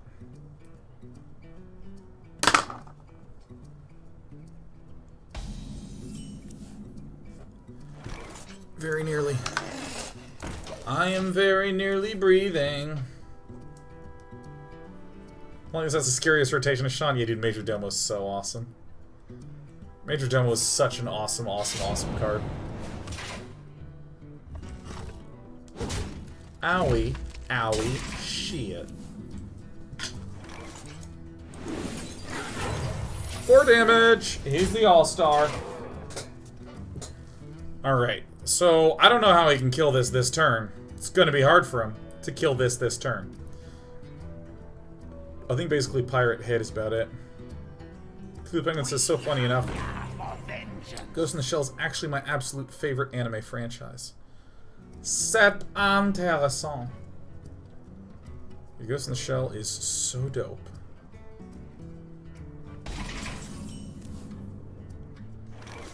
Oh, it was very nearly tight.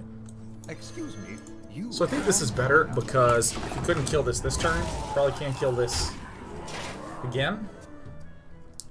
Guys, we're going off. Actually, probably gonna fireball his face for the damage.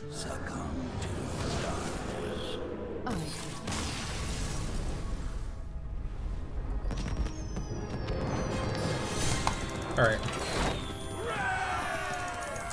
We gotta go off just once. Just once. Return says, do you think the it would impact the game a lot if the hand limit was raised by 1 or the card limit by 1? Probably not terribly. Probably not. It's hard for me to imagine new degenerate cases that are, like, really weird. I must protect the wild. You asked for Okay, it. we gotta go off. We gotta go off here. We must go off.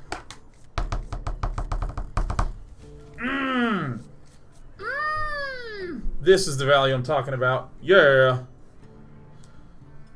Hey, baby cats. What you looking at, baby cats? Baby cats. I heard Logan was excellent. I just don't really watch movies. Power Rangers, Logan. Ghost in the Shell. I'm going to talk about him. We don't really watch him, but we do talk about him. Guys, we're going off. We are going off.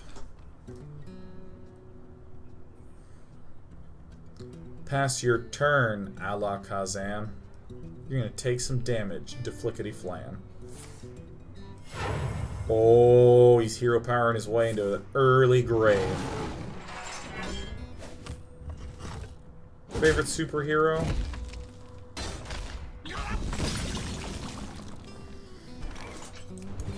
If we draw a secret, then we just did it, we went off.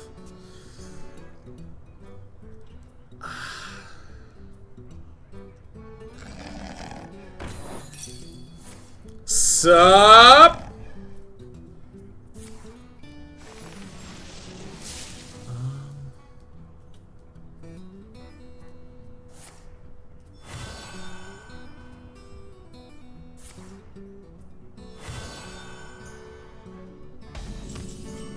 A natural mistake.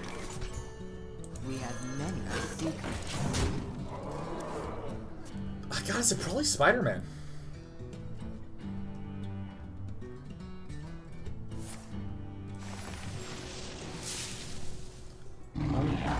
I quite like Spider-Man.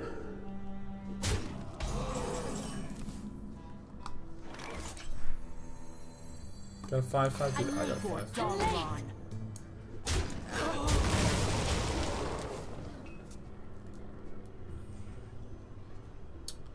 You know, like Spider-Man. Spider-Man's really good. Oh, the mark of why RJ. Why not? Why not, RJ?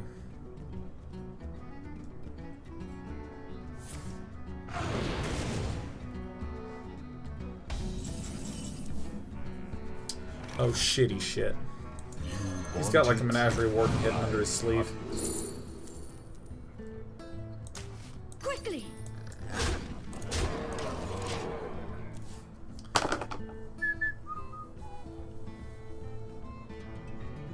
I like Ultimate Spider-Man a lot. I really like Ultimate Spider-Man.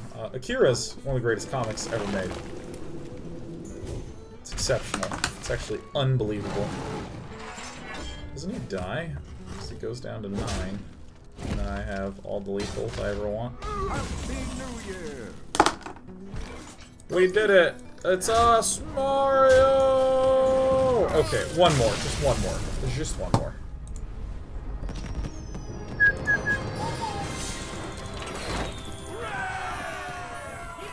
Fox and Ash says I felt totally lost when I was watching Ghost in the Shell the movie. I would rewatch it.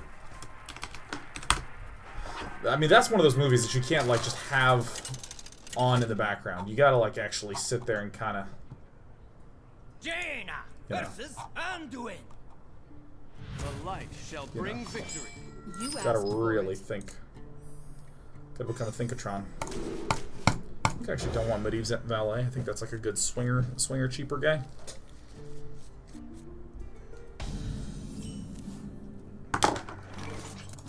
What about Tony Chu? Does Tony Chu count? From the comic book series Chu? Chu's good. Anyone here read Chu? I'm behind on Chu. I'm like way behind. Is someone injured?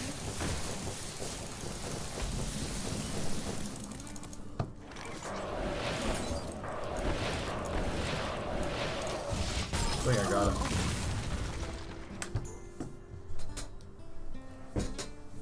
Ugh.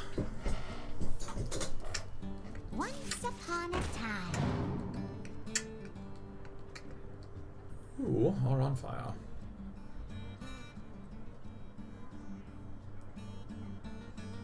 Fox Nation says, "Oh, I was full on attention." No, I mean like, I had to watch the movie twice before I got it. And by got it, I mean like understood what the hell was happening at any point in time. It's a dense work. Are you mocking me? I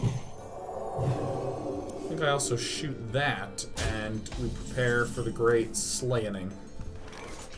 Hi, my name is Sean, and I would love to draw any damn secrets. Yeah, any secrets? We're not going off this game. Doesn't feel like we're going off. Secret right here would be good. I wield the power of black. That actually sucks.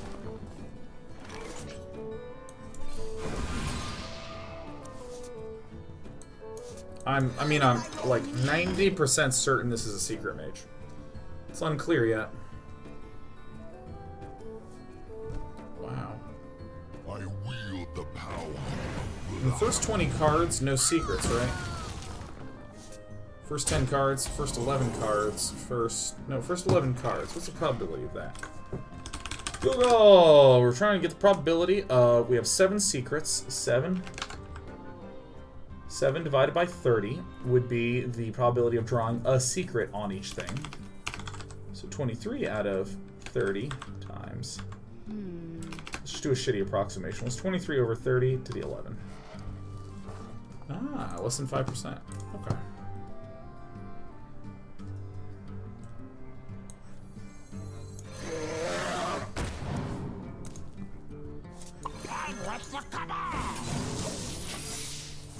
Less than 5% probability. That is unlikely.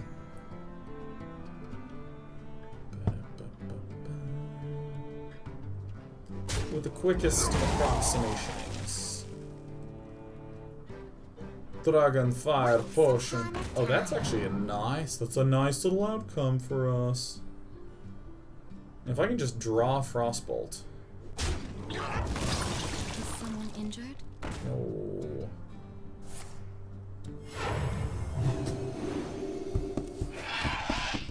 I don't think we're winning this guy.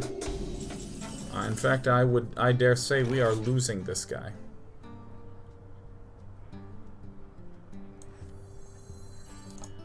I'm gonna do it like this first. We were digging so deep and like not getting there. I just want this deck to be a success, guy.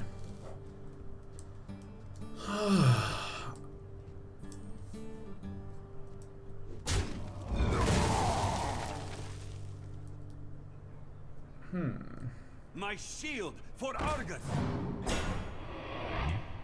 Are you mocking me? Do I need sweepers in this deck? I feel like I don't need them. I mean, this current board state begs to differ.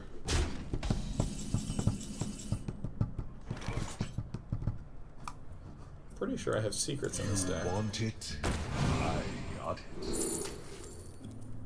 I'm really good. Mind if I roll need?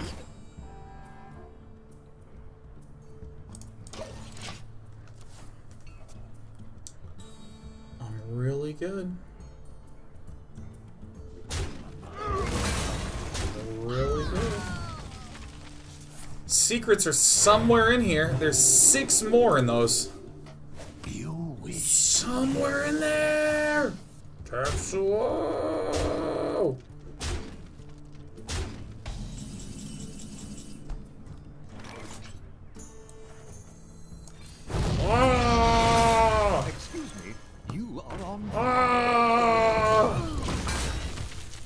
pretty sure there's secrets down there. Wouldn't surprise me if there were. If I win this game, that is just insanely... I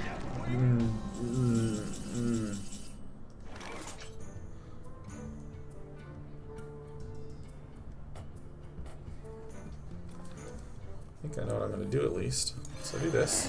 Right away. This. Shoot this guy. Shoot this guy over here.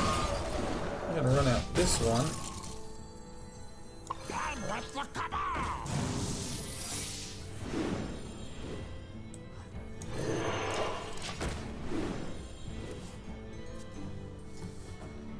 Woo!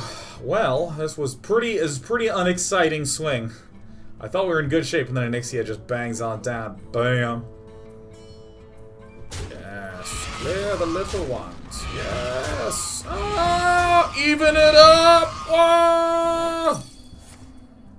She just has a second one. Oh, hey. Just gotta kill that. You gotta kill that one. It's so funny if he just had two, and I'd be like, well...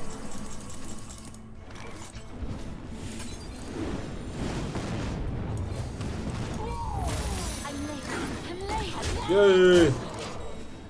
This is a mirror entity. Alright. Yes, Sarah! Yes, Sarah! Actually, I don't care what he plays, man. I have, like, nothing but secrets down here. Oh, that is a sick outcome for us. Oh my golly goddamn. Holy shitty shoot shit. Fnuckety sucky ducks. So I'm gonna do this. Shoink. 5, 10, 18, 19. Move outside. This is ice block, right? What is one of those decks that has no heals? The other option was hit, ping, clear, and then trade, but, you know, whatever. I think this is pretty tight. This is pretty tight little play here. I think it's very, very tight.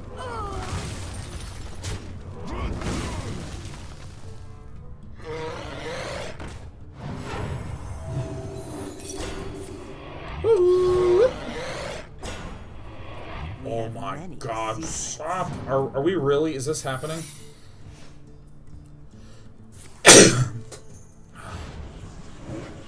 Okay.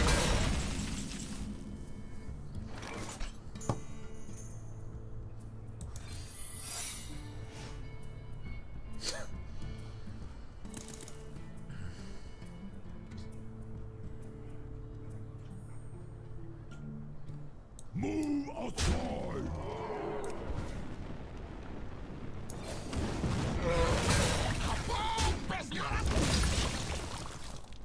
There's Pyroblast lurking in there somewhere. Wee little Pyroblast somewhere deep within. Somewhere in there, there's a Pyroblast.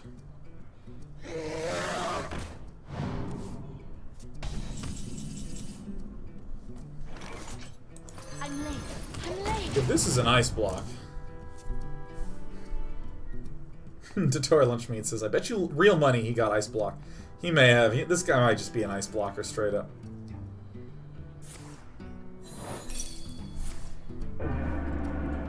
Not the best result. I would go so far as to presume that that's not an ice block.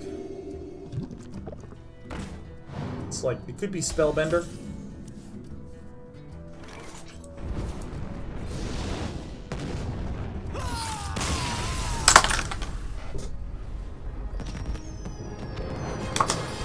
Oh my god, we're gaining ranks with this deck. That's so weird. I'm gonna sign off. I'm gonna go eat a little bit of salami because it's delicious. You have a good night. I'll see you tomorrow for Banjo-Kazooie or Command & Conquer. We're gonna see which one works better, and we're gonna do the better one, guys. We're done. That was awesome. That was so sick.